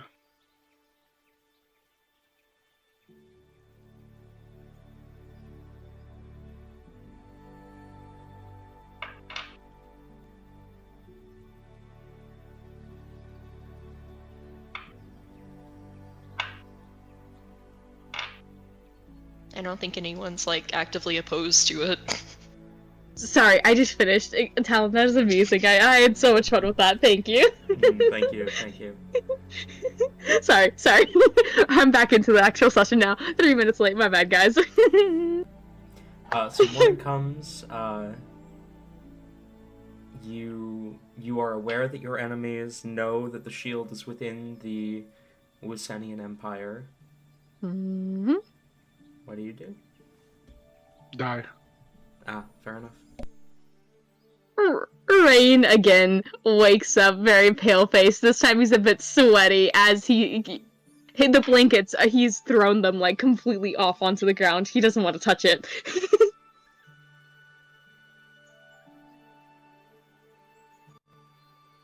So, what's the plan, guys?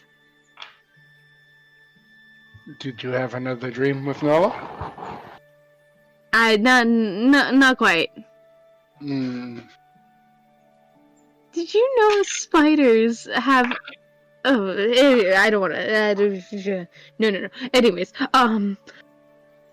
we still have a debt to pay off.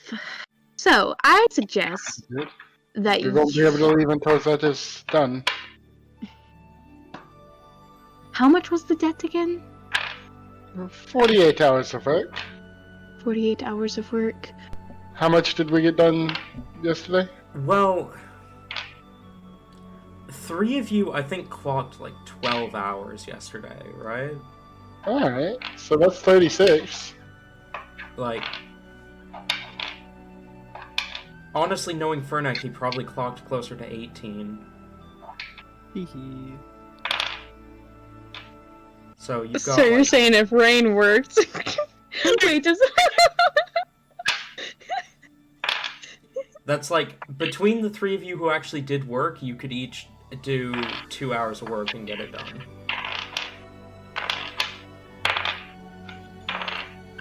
And during those 2 hours, Rain can prepare for his journey. Flips hair dramatically. Alright. What are you doing, Tabby? What do you mean? Dice. Can you hear that? Yeah, Yeah. it's very Yes. loud. I have noise suppression on, and you could still hear that? What the fuck? It's very loud. It is very loud, Tabby. Okay. But I know exactly what that sounds like, hence why I knew exactly what it is. I thought it was dice, but I wasn't 100% sure.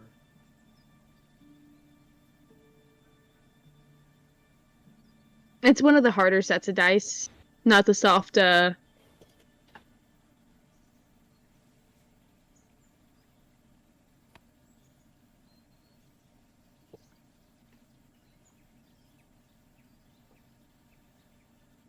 Anyways, before I go into analyzing the sounds from Tabby's mic,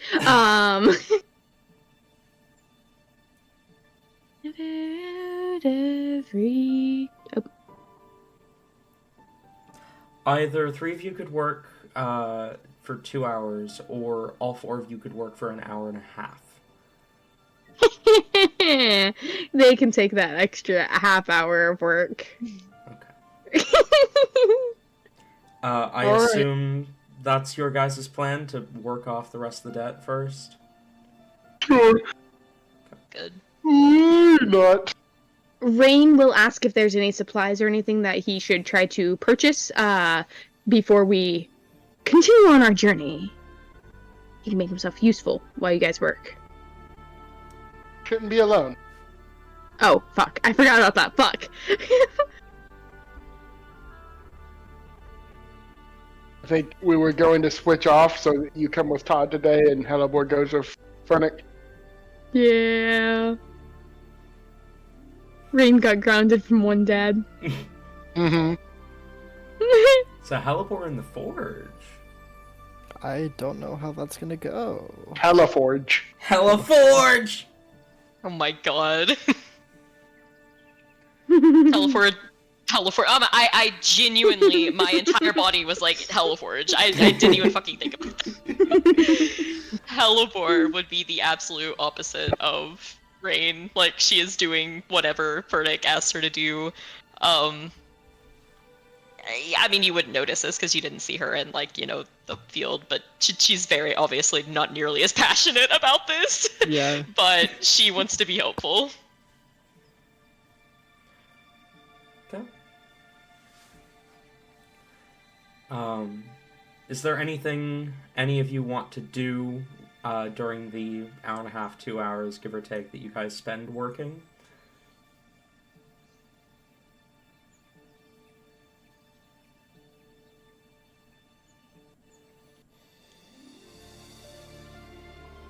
Die. I will take the silence as a no.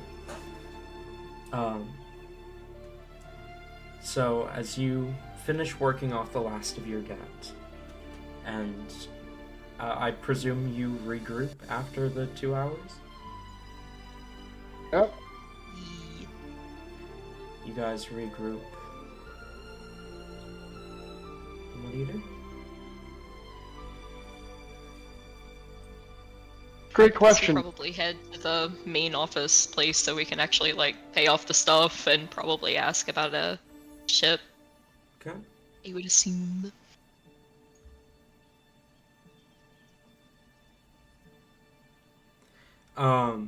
You make your way to the head office. You can see the person behind the counter kind of looks up as you approach. And how may I help you today? We would like to confirm that our debt is off. Allow me to check the system. A wave of arcane energy as you see this kind of display appear in front of her. Oh.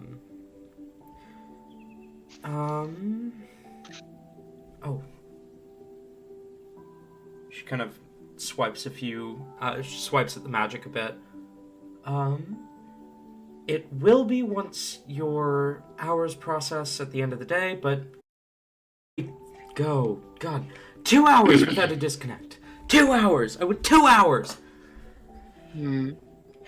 Anyway, where were we? Oh, you want to leave? Yes. We mean no offense, and although legally we could not prove it was an attack on us, it is still we feel was. So we would like a passage elsewhere. She nods. Most people who come don't stay forever. Where can I book a passage for the 4 of you? Wusa, if possible. There Wusa. There are a few ports near Wusa I can get you on. How soon would you like to leave? I'll look to Rain for that.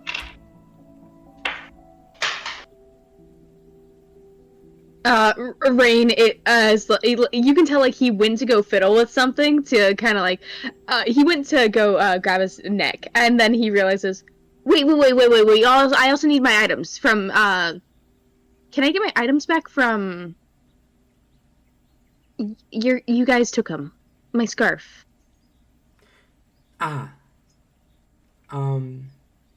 Evidence, right? Evidence. I can submit a request, or you can speak directly with, Kiana about that.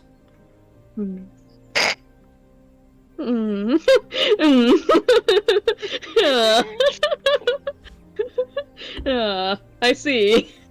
You see she pulls out a clipboard, with some parchment on it, and she kind of looks through. The earliest ship out of here to the Empire, is docking in Orituan, and it's leaving tonight. I do have one leaving tomorrow morning that's docking in, Kularo. That's a lot of places. I don't know where they are. Out of character. You could Where's take the map? half a second to look at the map. Orituum's about a day travel south of Wusa City. Kularo is about halfway between those two cities.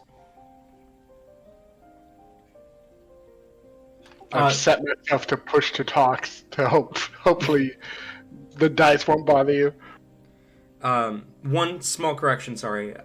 She wouldn't have said that the ship to Orituum leaves tonight. It's there's a ship that is heading to dock in Orituum that leaves in about 3 hours.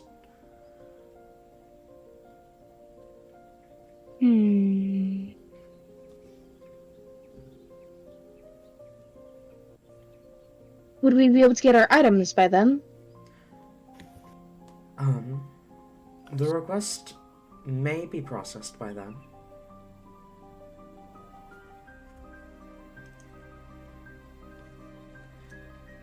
Would it be possible for us to maybe attempt to get on that ship, but if we don't have our items, would we be allowed to stay until the next one? She nods. Alright. How does that sound, Todd? This sounds reasonable to me. Allow me to just remove the credits from your system here. Taking out of the joint account, I presume? Indeed. You see, she kind of swipes at the magic bit as it pulls up a new menu. You can see it's got, like, the name that you guys signed in under that I don't remember, with a number of credits listed as well as a number of work hours listed.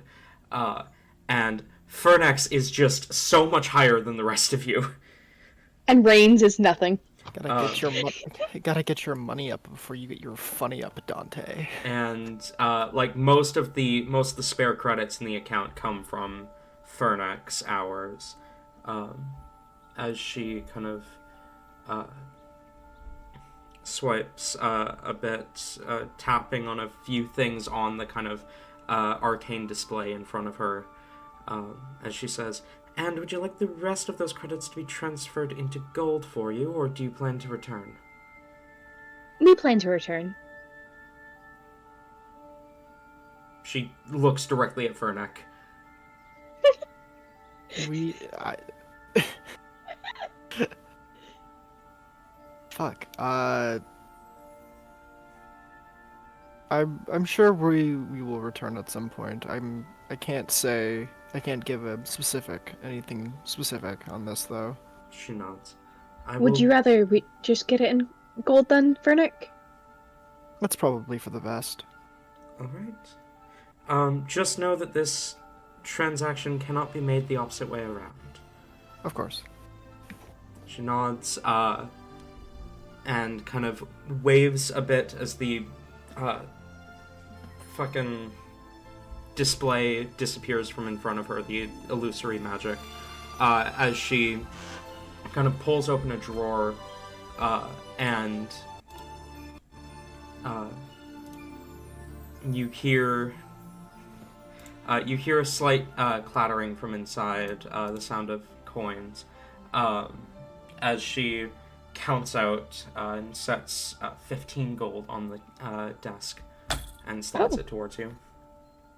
He will take it. Hell yeah. Nice one, Vernick. And your ship is booked to leave in 3 hours. Please be ready by the western dock within the next 2. Where would we pick up our items? They would be picked up at the office of Lady Rindal is usually where the evidence is kept. Check in there in about an hour. Today's been pretty slow. Your request should be processed by then.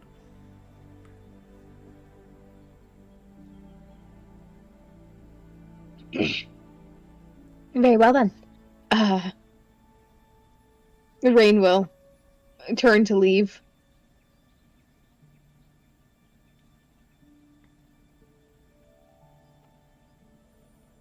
Okay. We go, I guess. Is there anything you would like to do before, for the kind of hour, give or take, that you have before your request should be processed? Are there any supplies we as a party need before we venture forth?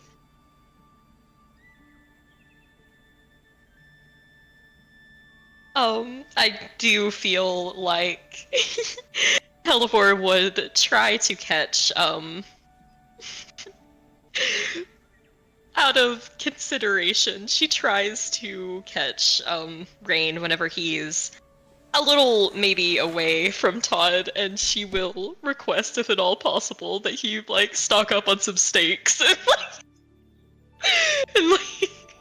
vampire hunting stuff, if it is available here. Rain nods. That would probably be wisest. Vampire hunting gear is not available, but meats are. Alright. Rain will, ensure that, like, someone goes with him, as, or actually, I'm sure they would all do it together, honestly. Yeah, I don't see why not. Stock up on rations, paper, ink. Okay, hang on. So you stop at the butchery first, I assume, to collect the food? Mm-hmm. You stop there, and you see the person behind the counter kind of speaks up. Name, please? Rain. He nods. Alright. Kind of marks something down on a piece of parchment. And, what can I get you for your daily pound? Rain looks around, unsure. I don't order meats ever. Todd, do you know what to order? I don't know.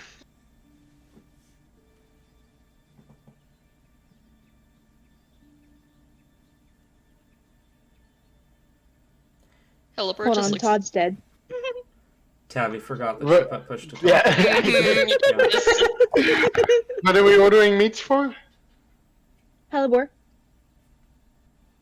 Wait, me? No. Oh Wait, no! I- It's. You're right. Sorry. It's for me. I am not a vegetarian anymore.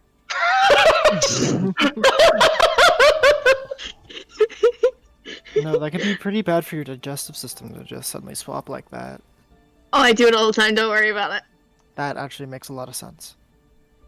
Rain is giving like the worst grimace he's ever given. Rain, we don't know if these are ethically sourced or not. Whenever we get in the Empire, we can just go scavenging together and eat from a corpse. The guy behind the counter says, I assure you, everything, all the meat here is raised ethically. I'm confused as to why we need to get meat.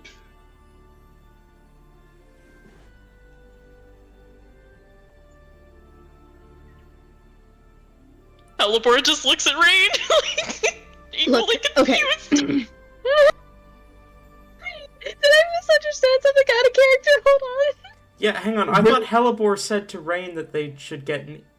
Steaks! Like vampire steaks! Like wooden Oh steaks! god! Oh my god, did you think?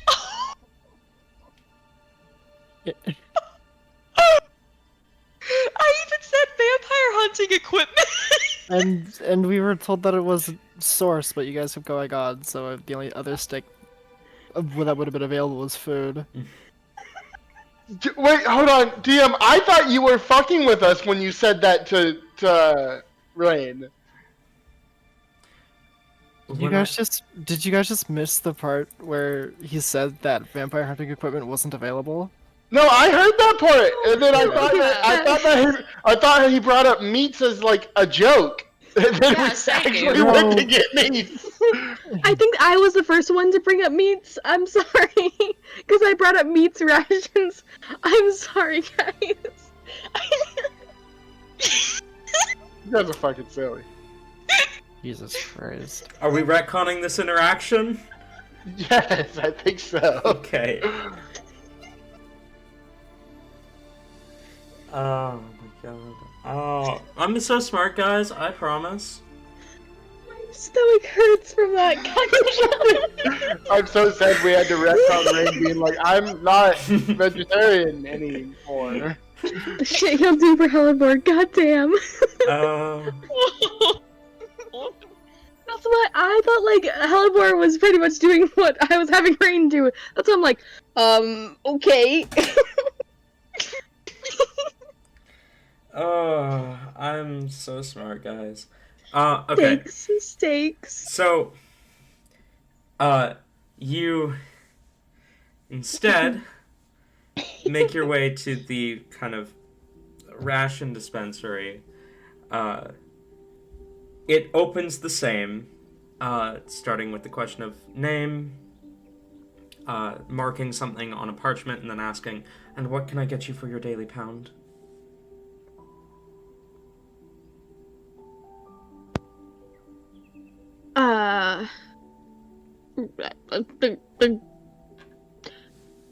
Bread. A pound of bread. Or do That's you a lot want, of bread. So much bread. or do you want anything else? Oh my god. I'm sorry. Do you have applesauce? Fruit? Well, we have apples that you can make applesauce of. We have various fruits I and don't know how vegetables. to make applesauce. It's quite simple, really. You want to mash the apples down. Typically, you want to mix it with some water and some sugar. Some people might use syrup instead of water, depending on how sugary you want it. Mm, It's like making a chewy apple juice.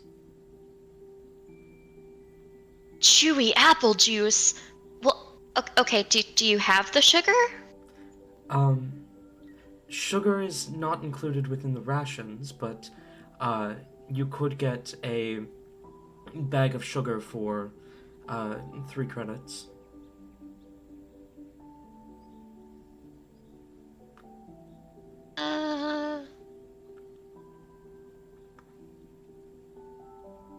She looks at the parents.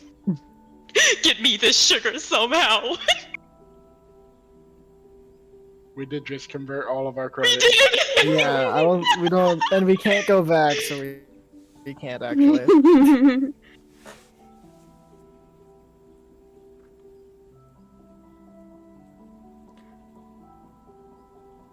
Bread and apples, then? Yeah. Yeah. Just apples. Although that is a pound for each of you if you haven't claimed your daily pound yet. So can I get a name for you as well, young lady? For. Hellebore. Ah, there you are. So, okay. Are you wanting a pound of bread and you wanting a pound of apples, or are you wanting to mix things a bit? As he kind of glances between Hellebore and Rain. If you want to like put in some grilled cheese, I like grilled cheeses too. I don't know how that works. And peanut butter and jelly sandwiches. I can include a block of cheese, and you can make your own, you can grill your own cheese with the bread. I and don't the know cheese. how to grill cheese. Oh my god. You make a cheese sandwich and you put it on top of a fire. I don't think I know how to make a cheese sandwich. You put one slice of bread, then you put cheese, then you put another slice of bread. This is... Todd and Nick, do you know how to make a grilled cheese sandwich? Yes. Okay. Okay, yeah, I'll take the cheese then. A block of cheese, apples, anything else?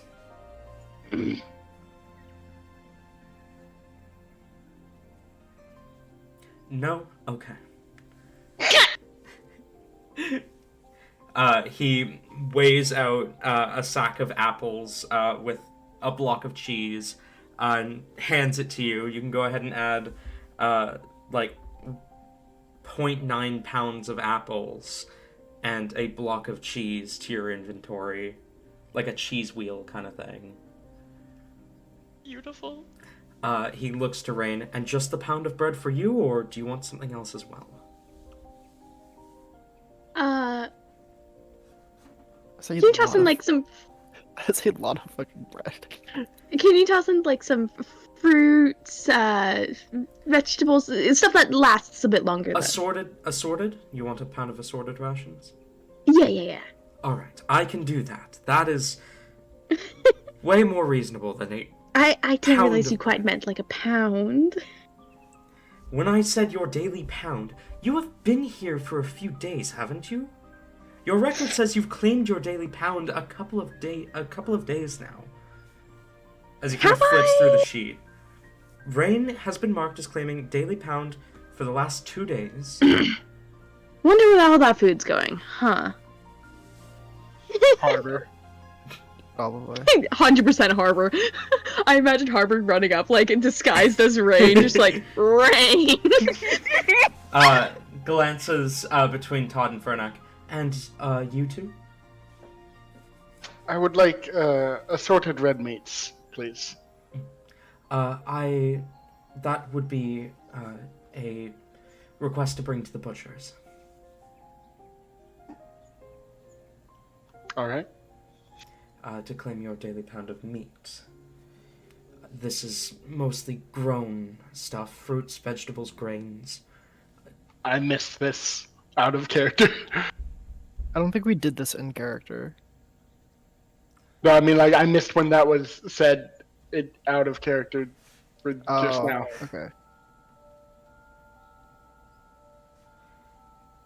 So that Todd would just say that he's good. All right. Wait. Oh, I'm so sorry. Oliver will like whisper to Todd if he's passing it out. Can you ask if they have any candy? Do you have any candy? Unfortunately, most sugar-based products require credits. Dang it! They aren't Understand. part of our ration service.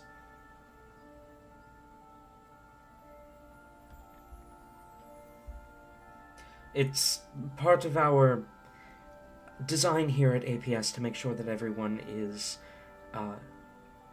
getting a survivable amount of food. Pleasures you have to work for a bit more. Of course.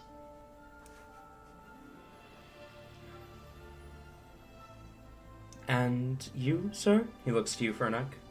I'm good, thank you. Alright. He hands he weighs out a bag, a pound of assorted vegetables, fruits, and breads, and hands it to Rain, and says, and that is your daily pound.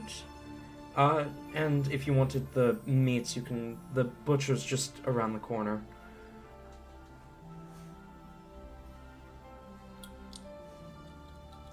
Right. Stopping at the butcher's, pretty much the same process. Weighs out a pound of red meats, hands it to Todd, in a leak-proof sack. Glances between the three of you. And anything for you three? For your daily pound? Wait, we get meat and? Yes. Whoa. That's so much food! Yes. Rain will... Yeah, he'll, take some, because, who knows how long we're gonna be out there. Okay. He'll weigh out a pound of meats and hand it to you. I actually imagine, because, if you've ever been in a butcher's, it is the most strong-smelling, pungent place. Mhm. I imagine Hellebar probably doesn't even go in, because the girl may slip. That is not the place you want to be when... Yeah, Fernek so will wait she's... outside with Hellebar. I was gonna say, then is Fernek waiting outside? Okay. Yes. Yeah, Fernek Um, will wait outside with Hellebar. Alright, so you've got essentially 4 pounds worth of rations.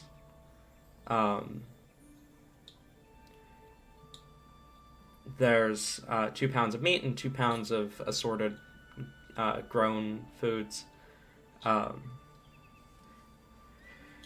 You swing by... Does Todd even have to eat, technically?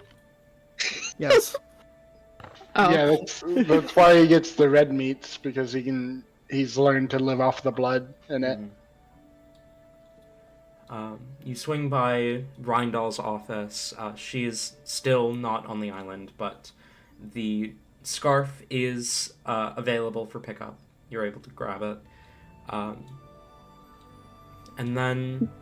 Is it clean or still bloody? It is clean. It is, yeah, very clean. Okay. And then you make your way to the dock. You are called about half an hour before the ship leaves by name, by the 4 of you having been registered, amongst many other names being called out for transport. Boarding the ship, it's a transport ship. It's not anything too fancy, but it's not low quality by any means. You guys are given a room, kind of akin to one of those kind of smaller rooms that you'll find on Amtrak trains.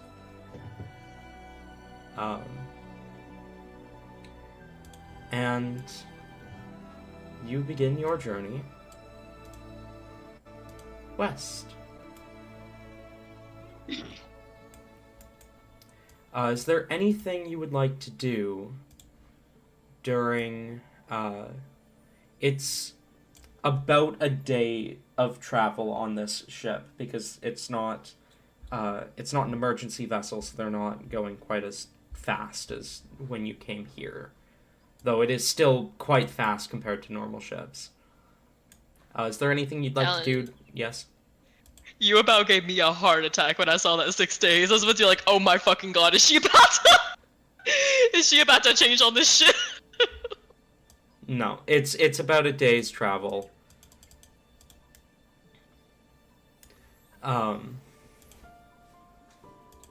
It would be 7 days if you were walking. Or Todd, 6 days if you were walking. If it's still a whole day, Todd will try to stay below deck and not have flashbacks. Okay. Knowing that this is hard on Todd, as much as she wants to be up deck, she's sitting with him. Alright. Fernick, Rain, either of you have anything you want to do? Nope, probably just same as Oliver. Okay. Not yet, not yet. Rain will wait till later on, because Oh. Rain definitely wants to... Okay, so Rain wants to unencumber Harbor from, you know, the pedestal, but Rain has to do that privately, away from everyone. But, you know, people, you know... So he'll probably have to take a trip to the restroom and try to do that. Okay. But he can't do it on the ship in case, you know, Yeah. because don't want to leave the pedestal just laying around. Okay. So the ship docks in the city of Orituum about a day later. So let me... Hang on, update the current day. Where's the calendar? There it is. Be the 6th, I believe now, right? Yeah, it would be the 6th. Which means you've got 3 days. As you arrive within the city of Orituum, it's about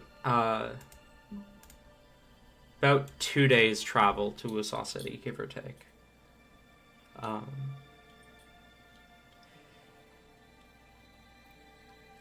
Do you want to do anything while you're within Orituum? Or do you want to just start your journey? Start walking. I die. Can Rain go, Unencumber Harbor. Yeah, Rain is Yeah. going to go and, he'll, you know, use the excuse of, he'll try to make it as unsuspicious as possible, going to go clean up, maybe shower or something, and he will disappear from the group for about an hour-ish, probably. He will make sure to let them know, you know, he'll be gone for about that amount of time. Does he have any trouble getting the key out of the box and off the pedestal?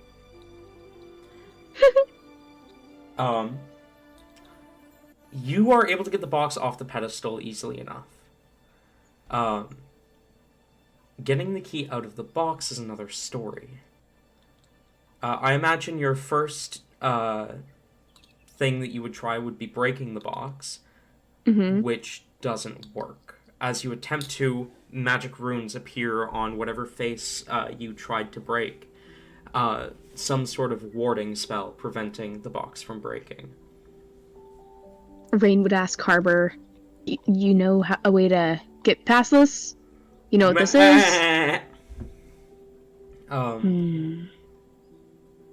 Or more specifically, you hear in response, dispel magic? Alright.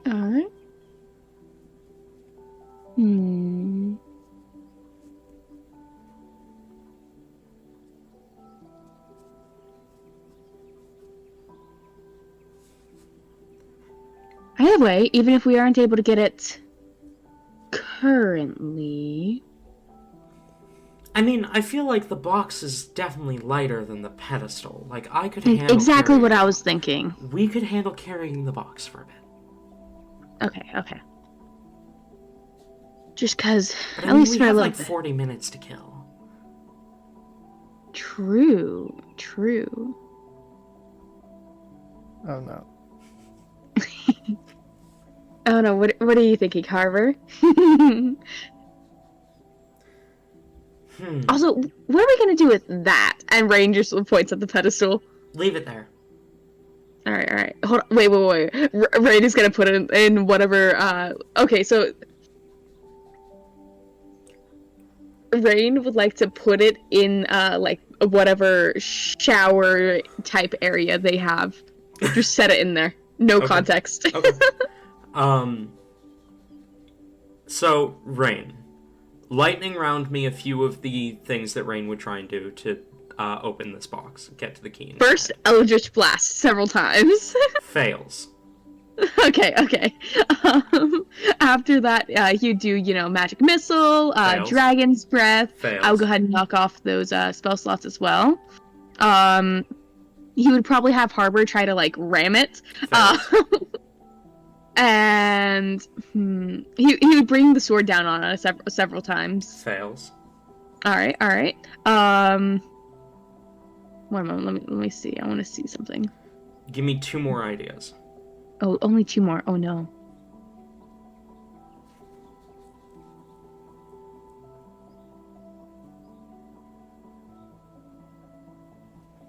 I like to imagine Rain would probably like go to the since he knows magic is not working and blunt force isn't working, he would try to mess up the runes on the box. Be it like connecting them in funky ways, Roll an Arcana check for me. Okay. Oh, hold on. An actual smart idea, maybe? Oh, 19. That's gonna be 24. You grab one of your daggers and begin to kind of etch, scratch out part of the runes, change them up in some way. You do this on one face, and then I assume you try and break it? Yeah. No. Rain would probably do it on like the entirety of the box at first. Okay. And then break it. You scratch out the runes on each face of the box, and then the glass shatters, leaving the key behind. Oh. Rain is grabbing the key and licking it immediately. It tastes old. Tastes like mothballs. You want to try? No. He'll offer. No! I am a distinguished goat. Distinguished goat. I will eat paper. I draw the line at rusty keys. I mean, it's not rusty. It's. It's so rusty. Do you think I'll get sick from this? He tries like scraping his tongue with his teeth. Definitely. You're gonna die, actually. Oh, well, R.I.P. Rain, I guess. Anyways. You've just contracted tetanus, you're gonna die of lockjaw in a couple weeks. Alright. Alright, wait. Can I see the other one? I want to see if these are matching at any point. Does Harbor have the other key? Yeah. Harbor has both key fragments. Oh, okay. Yeah! Harbor kind of steps closer, giving you access to the saddlebag. Alright, Rain will grab them Wasn't and just... Harbor instructed not to let Rain touch them. Oh, you're right. That was Harbor the whole was. thing, yeah. Okay, never mind. Never mind. Fuck you, No. Frank. Sorry, I'm tired. Harbor Just like I says. tried tricking you too. Fuck you, DM. Fuck you. Harbor says, what other key? I don't have another key. Well, we gotta see if it fits, don't we? I don't have another key. Okay. Well, we gotta make sure that, you're right. Also, the others cannot know about this one yet, because if they get in trouble, I don't want them... I still wanna solemnly spill- swear on my duty as a familiar that I won't tell the others. Gotcha. Alright. And, Nah. Rain is going to actually... Okay, DM. I kind of feel bad that I didn't do this before. Would Rain be able to... Have you ever done, like, gravestone rubbings? What? That sounds bad. But have you ever taken, like, a piece of paper and, like, a crayon and, like, you know how you rub it on... Yeah. Could Rain have done that to the box before he destroyed it?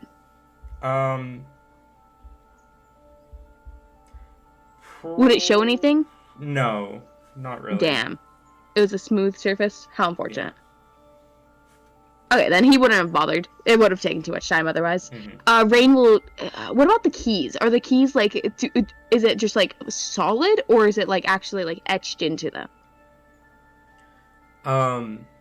There are super faint designs etched into them, but it's not deep enough that it would really work. All right, Rain will spend a little bit longer in here, etching some of those ruins out onto his into his journal so that he could study them later. Okay. And try to figure out like what kind of magic these keys are made out of. And then you return to the group. Mm-hmm. Uh, And when he returns, he's dressed exactly the same. He smells. His hair is oily. Yeah. You could tell he did not clean up. Meh. But now Harbor's here.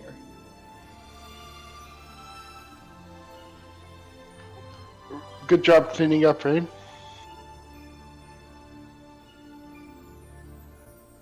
Oh, shit. Yeah, I got sidetracked. Anyways, Harbor, come on. Let's. Meh. All right. Rain is going to place down his book, and he sprawls out the papers.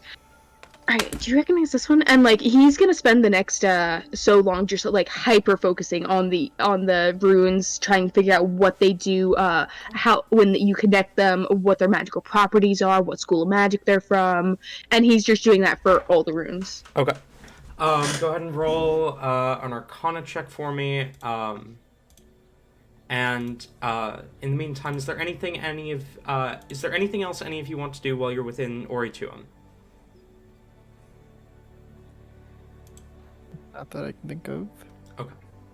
So, I kind of suffer the same thing that Jason suffers in that I don't know how to make travel interesting. I do. Except, I also was expecting you guys to already be in Wusa City by now. I have so many notes plotted out for the city. So, Rain, what's that Arcana check? Soft 20. Soft 20, okay. The runes are very strange. They are combinations of schools of magic. They should not work together, but they somehow do. Holy shit, Harbor! Nah. You're you not yeah. You're not able to get a direct answer on what they do or what they are. Alright. Probably munching on an apple while he does this. He is going to continue working on this, like, nonstop. Like, it gets, like, super late into the night, with whatever they're doing. And, like, Todd probably has to, like, be like, okay, you need sleep.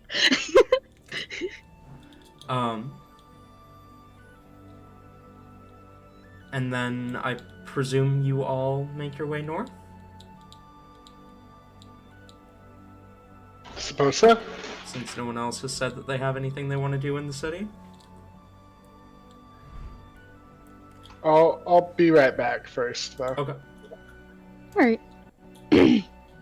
During the journey, Rain is again going over the spells, but this time, the runes, and this time he's actually going to try etching them into like sticks and whatnot, just to see like what magical properties what effects they might have. He's experimenting with magic. It's very dangerous, you know.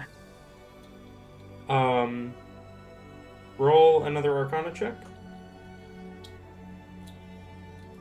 Ooh, that one's gonna be 9. 9.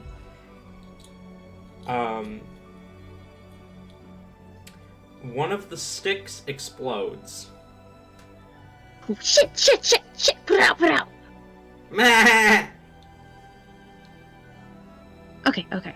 Let's be a little more careful with that one. Whew! Think that might singe my eyebrows. Meh. Nah. Meh.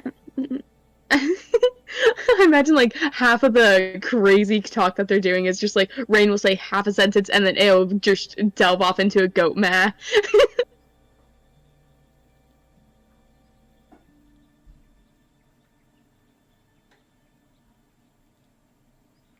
Okay. The first night of travel comes and goes. I'm not going to make you guys roll anything. We're speedrunning getting to the city. Yes. You guys do pass through Coloro on your way to Wusa City. Is there anything you'd like to do within the town?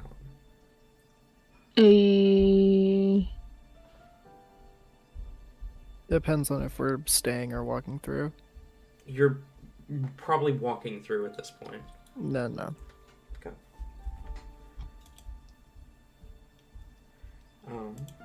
Then, as you travel, from the point where you reach Coloro, you can see the city rising in the distance. Massive stone walls, rising like a fortress. As you see Wusa City growing closer and closer. If any of you have been to the Empire before, you have seen this monolith of a city. It is larger than any city in the kingdom, and it is fortified as though it were a fortress. Thick, almost box-like walls surround the city, and within the center of the city you can see rising a massive, essentially tower in the center of the city.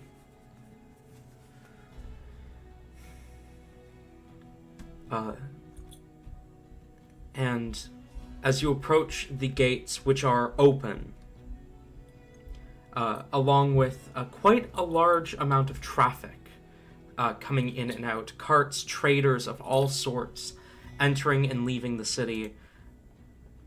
As you step through the front gates and into Wusa City, the sights around you, you feel dwarfed in size.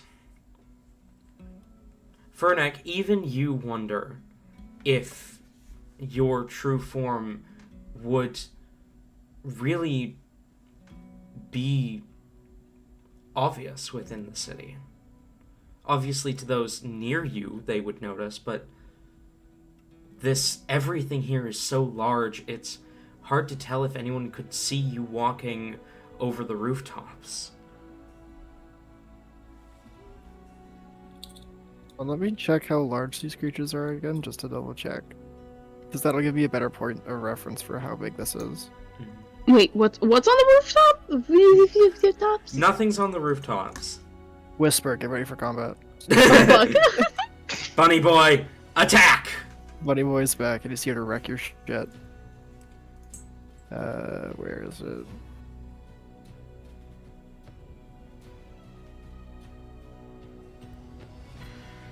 Okay, they're gargantuan, so holy shit, that's big. Yeah. You see so many people along the streets. There are various vendors kind of calling out and advertising various things. You see one little stall at the edge of the street as this kind of gnomish man standing behind it calls out, "Potions! Get your potions!" You hear another merchant calling out, "Fresh fish! Come and get your fresh fish here!" You see another stall with various paintings kind of set up behind it. It seems to be some sort of art sale. The flamboyant elvish woman behind the counter is currently behind the stall is currently leaning on one of her hands talking to someone. And it's clear she's trying to make a sale at the moment. You can see there's someone kind of they've got a couple sacks of various fruits that they are kind of selling from. You can see larger buildings as well. Many hundreds of buildings that there are people kind of going in and out of. It is massive. This city, you imagine, probably has anything your heart desires.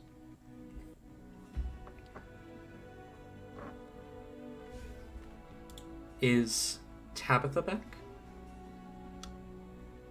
I just got back, yes. Perfect. Can I have perception checks from all of you, please? Being watched by vamps. Wee. Not good. 6. Soft 20. Ooh, can I do one for Harbor? Yes, roll one for Harvard. The gold. 18. 18. 21. Okay. We're going to start with Fernek and Hellebore. I know this seems strange, but we're going to start with Fernek and Hellebore. As you two... 5 for Harbor. 5 for Harbor. Okay, Harbor doesn't notice. As the 5 of you, 6 technically, including Marshall, are wandering the streets of the city, Fernek and Hellebore, you both kind of get a sense that you're being followed. Seeing the same figures in the shadows repeatedly. Rain! As you're walking through the city, a familiar sensation falls over you. The sensation of being watched, of being followed. You know what's coming before anyone else even realizes you're being watched. As you all turn down a kind of quieter street, shielded from the sun. Can Rain, like, intentionally lead the group into, like, a shielded area away from everyone else? Kind of shielded from most of the public eye. You hear a voice suddenly speak up behind you. I didn't think you'd show your face here again.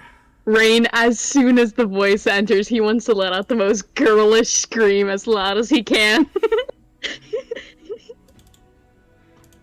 Oh, please. Not convincing enough? Not at all. As 2 more people walk out from the shadows in front of you. In front of the group, the 2 people that step out of the shadows are kind of dressed in black, with kind of masks covering their face, keeping them completely hidden. It's kind of black cloth masks. You can still see their eyes.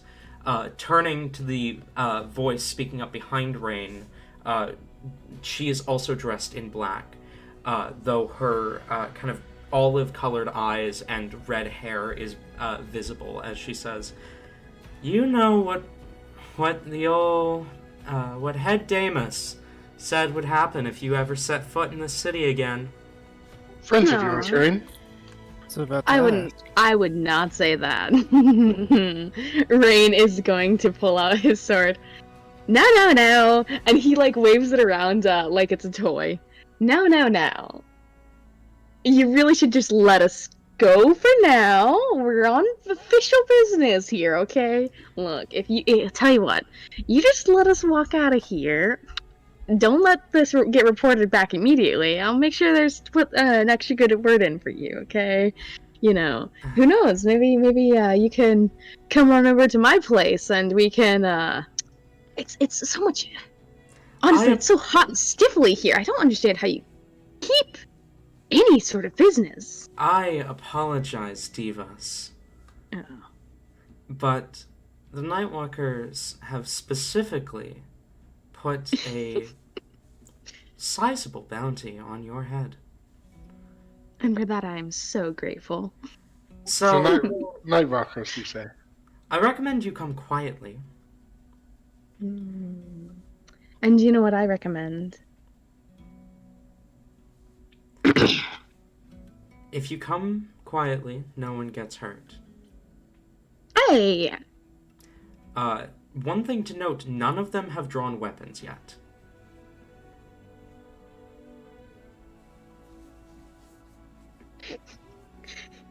Rain is going to sheath his sword again. Now, when have I ever been known to come quietly?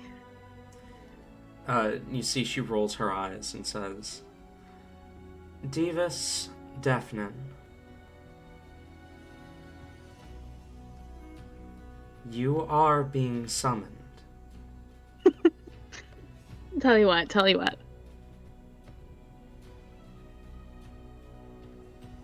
How about you let my friends continue on their way,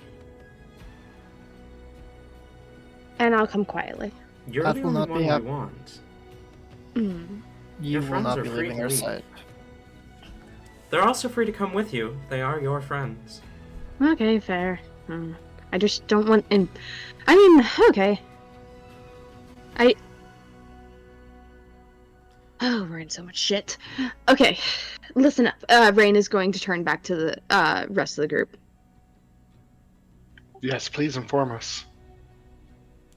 Behave, please. Make a good impression, okay? You're the only one You- of us who doesn't behave. You're asking us to behave? Okay.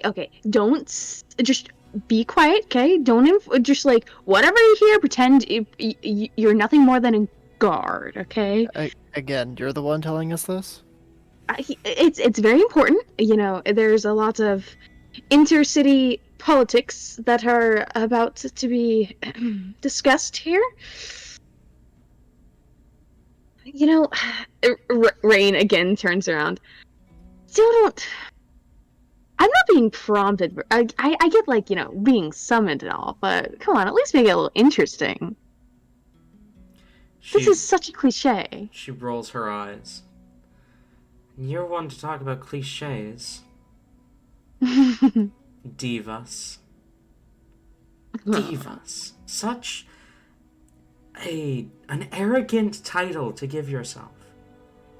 It worked so well, though. And when people realize it, especially, like, midway, it's even better.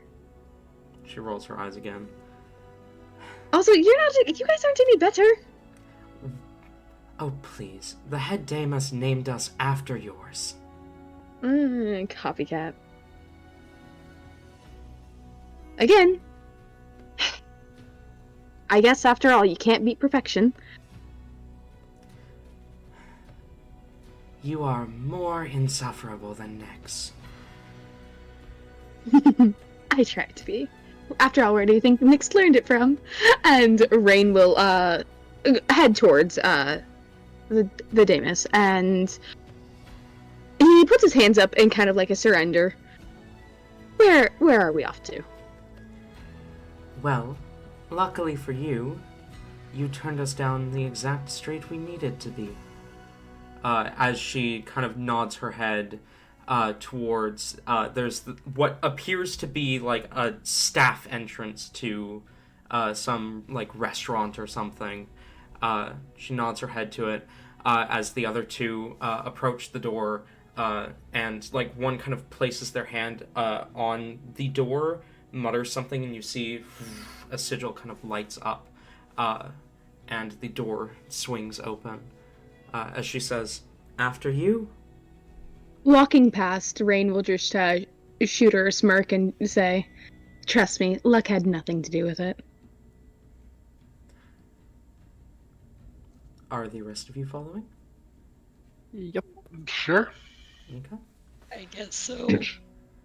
Oh boy. I forgot about this part, guys. I'm sorry. You enter into the building. The one who is speaking with you enters behind you. The other two do not follow. The door shuts behind the now technically 7 of you. As you make your way down, there's this kind of set of stairs. It's dimly lit. You reach the bottom of the stairs, and she kind of pushes forward to the front of the group. You see she kind of pushes the hood of her cloak back, and her hair, it's quite long. It's long, kind of pinkish red hair, and kind of she pulls off the cloth mask before pushing open another door. Stepping inside, you can see this large, it almost looks like some sort of theater. And you have stepped out into one of those like booths high above. As you see kind of sat, legs kicked up on the counter in front of him, or the footrest in front of him, this black tiefling watching as there's kind of this play going on the stage down below. His attention turns towards you as you all enter, and he says, "Ah, Damus Dawn. Thank you," as his eyes land on Rain. So I will go ahead and send Dawn's art. As his eyes land on Rain, he says, "And what brings you here?" Striding forward, Rain, is there like another seat available? Yes. Alright, Rain, without even asking, will plop down in the other seat. Harbor probably jumping up into his lap as well. Nix. Rainer Gladefnen. You know, I could ask you the same thing when you, entered into my territory. Yeah, but you knew the answer to that. Oh, and you don't know the answer to what I'm doing?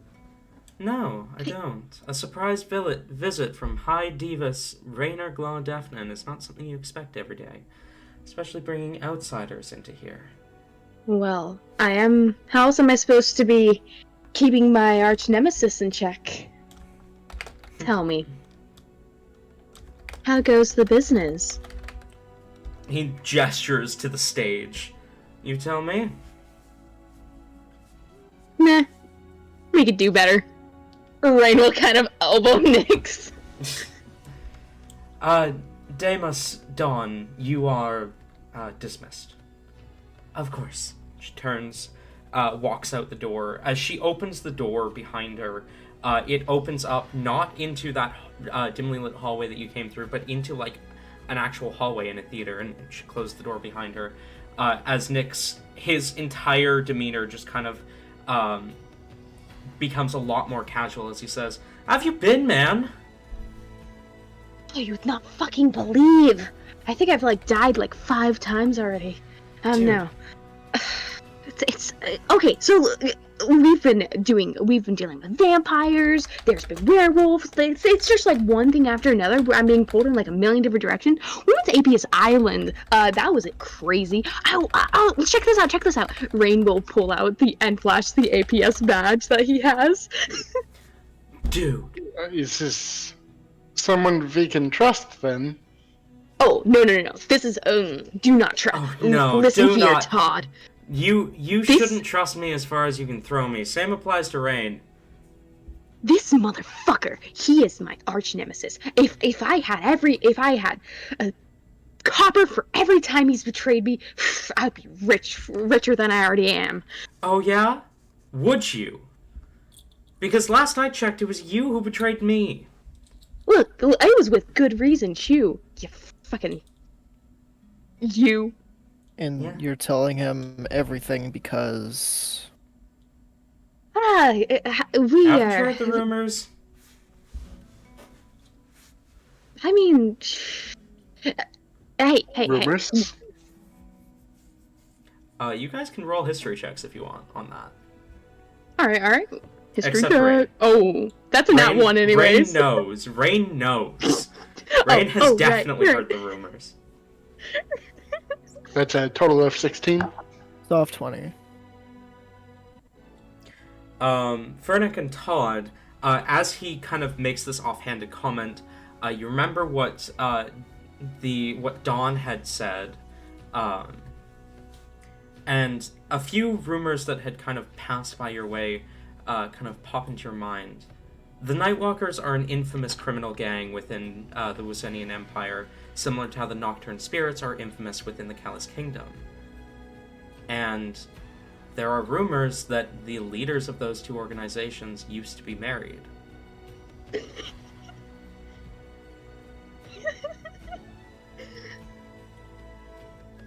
Uh-huh.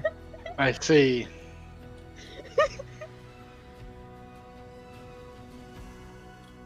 The disappointed I see from Tabby. Mm-hmm.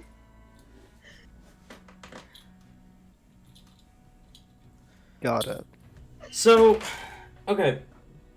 First, introduce me to your friends. Hi, Harper, by the way. Matt. Okay, to okay. you too. Well, you see. Okay. This is Todd Devlin. Okay, so Todd over here he's like ancient. Okay, ancient. He is a certain monstrous creature. I'm not gonna say what though, because if you look close enough, I'm sure you'll We know. trust. But I see you trust him enough to give him our secrets as well. no, I'm not spilling secrets though, because like You you get to tell absolutely like are. the deep secrets. This is Fernick. He's a Dragonborn. This is Hellebore. Yeah. I would never spill your guys' secrets. That's crazy. Rain. You Besides, just about he- did. Rain. Do they know? Nope. Okay. They know a little bit, but definitely not as much as they should. Anyways, if you'll please excuse us, I do believe Nix and Not I as- have some. Not as much as we should is the most correct thing you have ever said, Rain. Nix, how about we take this out? I am pumped full of energy. Honestly, I've been studying runes all day. I need to let some stuff out of my system. You mind going for a bit? I want to watch the show. I can't understand how you could just sit here and watch the show. I mean, come on, sir. I would rather be up there, acting it out, What is it Yeah. that Nix, what is it that Nix is referring to when he asks, do we know? No, just about the, stuff, Todd. You know a little bit more than the others, after all. That stuff? Mm-hmm. With my friend. Yeah, Nix is connected to this. not quite. It's more of a, I told Nix. Nix was, like, the first person to know. Yeah, I mean, if you're referring to what I think you're referring to, which it should be what I think you're referring to, because it's what I was referring to, I've already got Wait. one. As he kind of holds up a hand, and you see the crest of Ardir up here. What the fuck? Oh dear. Let's see. You're not supposed to just, flaunt crests around it, especially with the group. There are groups running around killing people with crests. Oh, Nix! come on. I I've heard- have so much protection. I would recommend caution in the future, showing your crest to my kind. Your kind being... A vampire. Vampire. Oh, come on. I've got a couple of those on my staff. Don't even worry about it. Everything about this is fantastic. You actually met one. Dawn.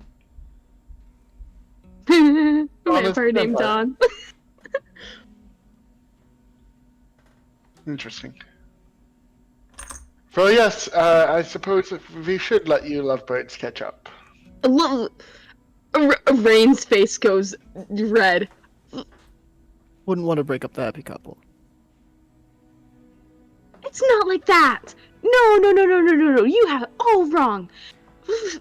If you're paying attention to the rumors, it'll very distinctly say that we're divorced. Yes, indeed. I wonder how this happened. You two get along so well. Oh, I stabbed him several times over. Ah, this makes sense. Only after I stabbed him first. You wish. That is somehow the most surprising thing I've heard all day. Either way, I walked out of the fight the winner. In your dreams. Hey, you're the one who got kicked off the... Hey, if we're being honest, Harbor won that fight. Well, okay, yeah. But you are the one who left the continent, not me. Harbor kind of stands proudly and goes, meh. Yes, I believe you two. In any case, whether you're friends or not, there was catching up to do. Much. You guys, Nix, mind if they rest up? They're welcome to. There's if you keep down the hallway, there will be a door to your left. Well, I guess it depends which way you're walking down the hallway. There will be a door opposite the theater, about halfway down the hall on either side. That'll have, it'll be the first door opposite the theater. There will be quarters through there. Just find one that's labeled as unoccupied, or 3. I don't know. I don't care. And we'll rest up here for a bit, guys. I'll find you when I'm done catching up. Or you're welcome to watch the show if you'd prefer. Plenty of open seats. Oh, Rain turns and glares at Nyx. I'll look towards Harbor and say, if they start stabbing each other, please, then again. Yes. Nah. I'll head that way, the way Nick's directed. Okay. Just as he described, you guys are able to find rooms. Tori, you there? Oh. Okay. I am. Let me just go ahead and paint this picture here. Oh boy. So this city sounds like a druid's hell. Yeah. From just what I'm like, I think like she had probably forgotten how bad this like brief trip through here was, but now it is like coming in full force, and she knows that she can't just be like, "Mom, let's go." And you can see like progressively her mental state is just deteriorating and deteriorating with like the sights, the smells. It's like a cat that's an indoor cat that you just put it outside and it just freaks out. Like, it's curious. It's like, what the fuck? But like the anxiety level is just so high. With this course of action being ushered into this obviously sketchy ass fucking place, like, she literally looks like she is one breath away from absolutely losing it. Not to mention, she would have warned you guys, tonight is the night that she is supposed to transform, so they have to get the fuck out of the city before nightfall. That is true.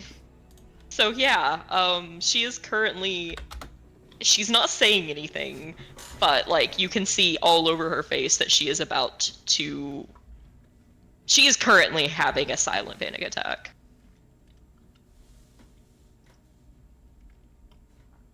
Oh, no. Yeah, okay. I'll try to comfort Hellebore as we go to our quarters. We do need to find somewhere outside the city to hold up for Hellebore's transformation.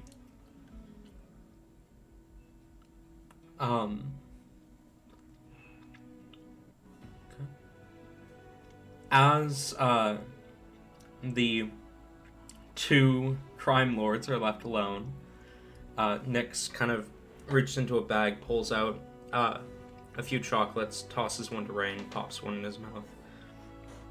So, you said the vampire dude knows a bit more about these, as he kind of holds out a hand, and you see the familiar crest, not the crest of Ardir, appear over his hand.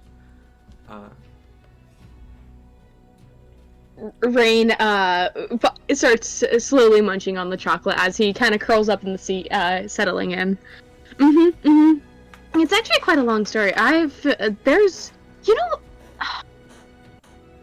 I should just really start from the beginning, really. And Rain will start from the very, very beginning of the campaign and just go off from the last time he met with Nyx to what all's happened and where he's at now. Okay. Except he will keep the demon and the latest dream with Noah. He'll keep quiet about those. Okay. Nyx kind of nods. Do you tell him like why you're? Mhm. Okay. Actually, you know what? After he would wait to tell him like why they're in the city until Rain's able to hear Nyx's input on some of this. And then honestly, it's Nyx. He would crack. He would tell everything, including the fact that he made a deal with a demon who's threatening Nyx's life for the shield. So, okay. First things first. When you finish the first spiel, before you even mention the reason why you're in the city, he says, so they have one of the cursed relics. Mm-hmm. They're making their moves again. Why now? Well, there's honestly so much more than just...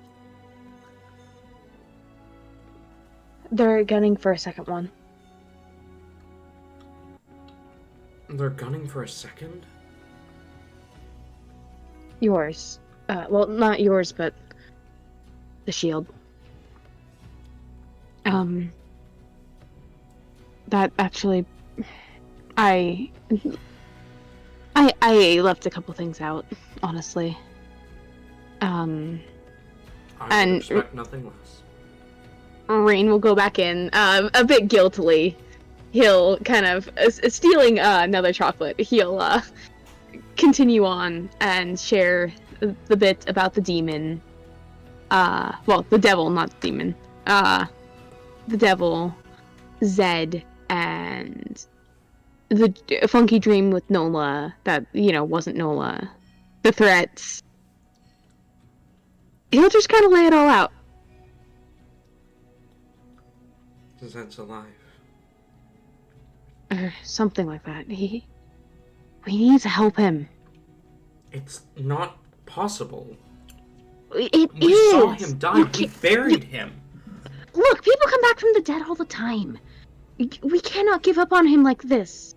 If there is even the slightest chance he is out there, you counted the flowers. Remember? I know. I wanted nothing more than to believe that he was alive, but... Then believe! But if anyone brought him back, it's them. And we can get him out. If we go hunting for him, we put ourselves in danger. We risk everything. If they get us too... everything for us. Rain, if they get us too, it's the end of the world. We can't let them have all three of us again. I am not about to stand by and let Zed be with them. We cannot. We cannot let them have all three cursed crests. Not again.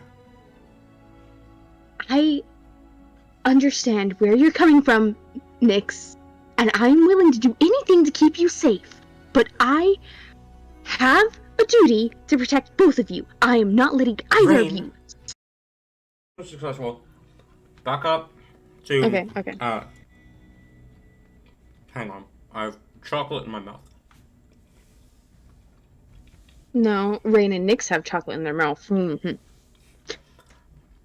We cannot let them get all three of us again. We cannot let them have all three cursed crests.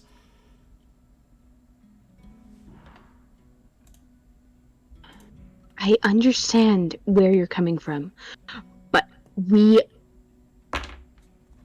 stay safe. Fine. If they get me, it's okay. All right? I'll get out again. I've done before. It'll be fine. You stay safe, and that way, even if they do get me, they won't have all three of us. It won't be the end of the world. It'll be fine. Okay? How's that sound? I'll go rescue Zed. Rain. Get him out. Rain. My guards have taken out at least 5 of their agents in the last month. They are after me. We cannot waltz into their hands. You cannot waltz into their hands. Zed is a trap. Zed is a trap. Let's be honest, even if we did hide away everything we built here, How long is it gonna last? How long are they going to be able to protect us? They have unlimited resources, Nyx. They don't. Certainly seems like it. Rain, If they really wanted to, they could get to us. Rain, I've spent the last 3 years monitoring them. And you think I haven't? I'm not saying you haven't. But I'm saying I've learned things that you haven't. I'm sure you've learned things that I haven't. They are spread out. They're in the kingdom, they're in Wusenia, they're in the Empire. They are everywhere. But because they are so spread out, it is hard for them to actually get the resources they need. They don't have unlimited resources, Rain. We just need to tire them out.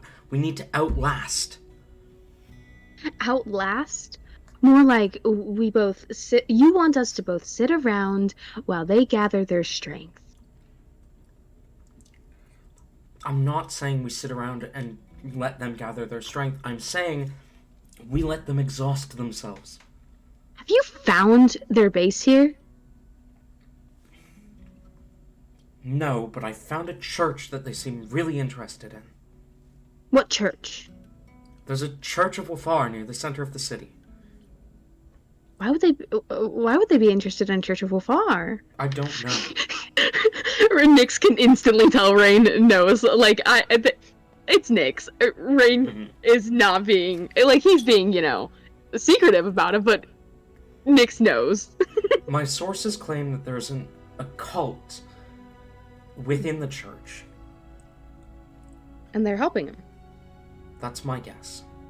Okay. Specifically, okay. a cult to Relapai, god of death. Hmm. The reaper of the unworthy. I see. Wow.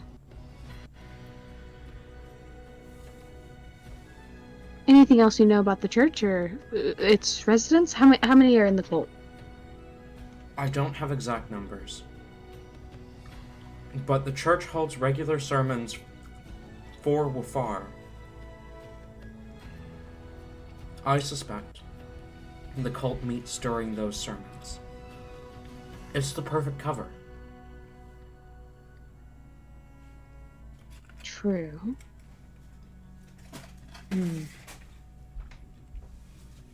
Well, I don't think you have to worry about me or my companions, Nyx. We will be out of your hair shortly, and we will finish what we came here to do. One more thing. I didn't want to bring this up in front of your friends. Rain narrows his eyes suspiciously. But... What?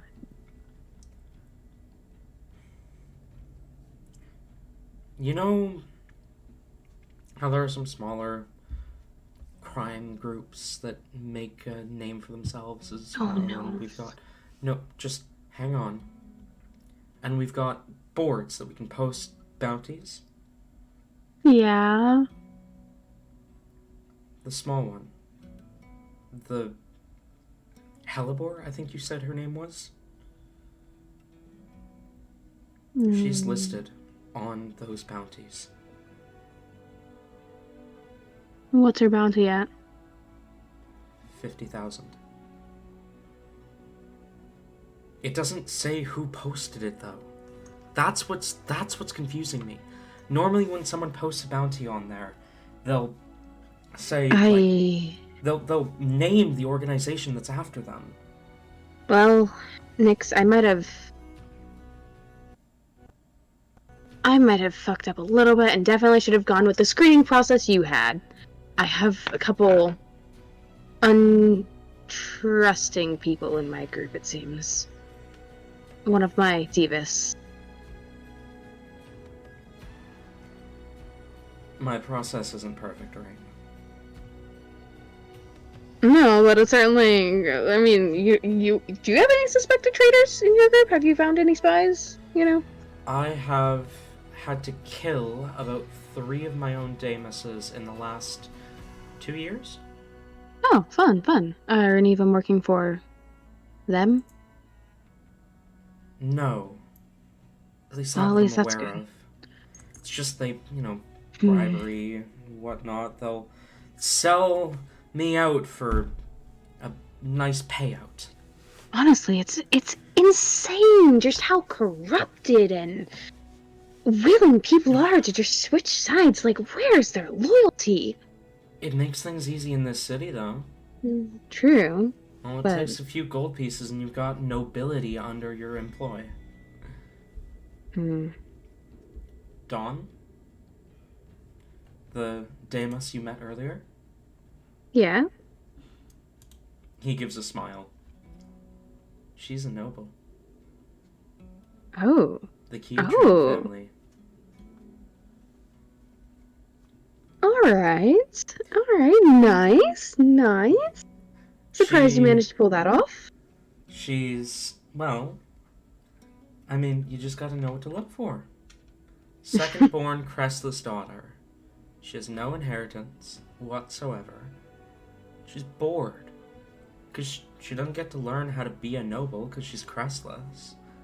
But she doesn't get to do anything because she's still of nobility. And then she wants to have some fun.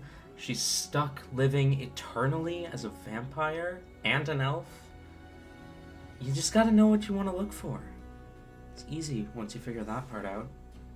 Oh, speaking of which, I don't know for sure, but speaking of living longer, I don't know for sure, but I want to do a little research into what's happened to me, actually. I'm hoping that maybe it might have, at least it's the hope that it stalled the effects. You've found a way to I don't know yet. I died and came back, though.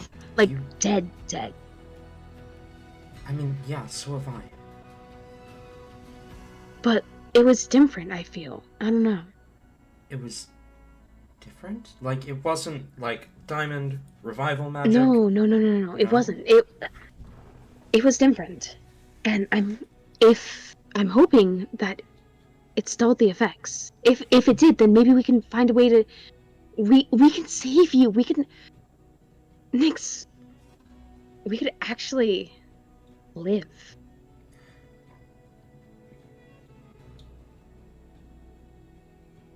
I need to do a couple experiments. I want to test the power, push it, see if it has any negative effects. It's just She kind of nods. it's a bit hard without drawing the wrong attention. So I don't want to get my hopes up, but if you have an answer, if we can actually live, I mean, by my timeline, we've got, 10, 15 years left by their calculations? I mean, I feel like that's kind of a stretch, to be honest.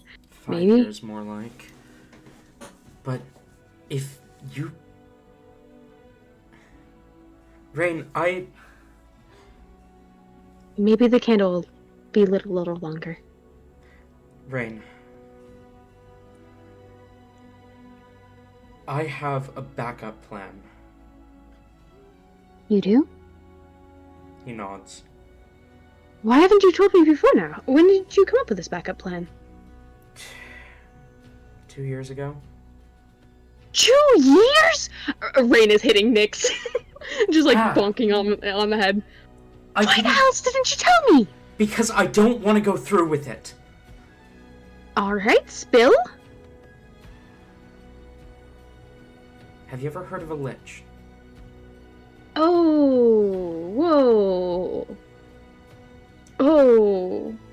Ooh, ah. It Are you puts, sure about that? it puts our lifespan into our own hands.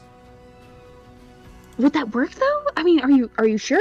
It. I mean, yes, I met a lich, so. I'm certain it would work. I don't know if I Alright. want to do it. That's why I haven't brought it up. That's why I haven't. Look, I Nyx. I've been looking long as into it for 2 years now. I think I know how we could do it.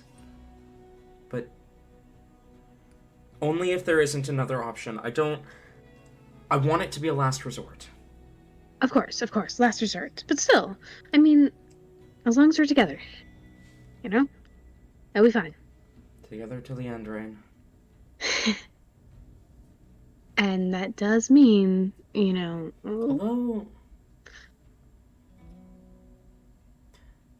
Mhm.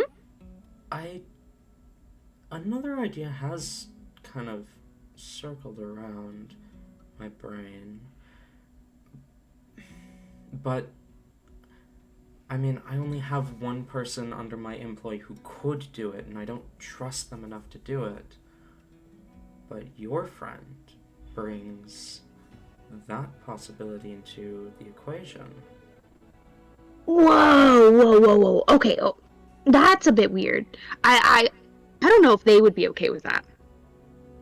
I mean, it's for the greater good, right? It's to save our lives. I don't know. If, I think that's a big if. Maybe. I mean, like, it's something to consider. Maybe. Really? What? Literally every idea you've come up with is turning us into some sort of monster. No, please, vampires aren't monsters. Well, okay, not monsters, but you know, it's definitely changing. I'll concede the lich point, okay? But, I mean, we already do our best work under the cover of night. You know me, I have to get my tan in. You know, bathe in the sun every once in a while. If I couldn't do that, I would You can just do your steely thingy. Mm. And besides, if we don't have to sleep, that's more time to plan. I mean, Or not sleeping bullshit. is a bonus. Yeah, not sleeping's a bonus. Also, Nix, that does remind me, actually. I don't know what to do about this. And Rain is going to kind of, he opens up his book, and he's gonna kind of just do a quick color transfer, making one of his eyes, you know, pure golden. This appeared, this same shade and everything. I kept it just for safekeeping and everything, because, you know, but, like, it happened after I made the deal. Your eye turned gold after you made the deal? With the devil. Oh. Yeah. I think I might have fucked up somewhere. Well, I mean, my expertise is in contracts. Mm-hmm. I'll see what I can do. Thank you. Rain will do a quick switcheroo and fix it so that no one's wiser. I do need the details. Right. And now, because this has taken a fair bit, Rain would... I feel like we should maybe call this here. What do you think, DM? I was actually going to say, and as we kind of pan away with Rain giving the details of the contract that he made with the devil to Nyx. I feel like later on their conversation would end with one of them throwing each other off the balcony and them getting into a fight. Oh, definitely. Yeah, no. Nyx throws Rain over the balcony, and then Harbor throws Nyx over the balcony. Two of them get into a fight. Harbor lands on top of Rain and ends it. But that's where we're going to end tonight's session. Thank you, both player and viewer, for coming. And I'll see you all next week. Goodbye.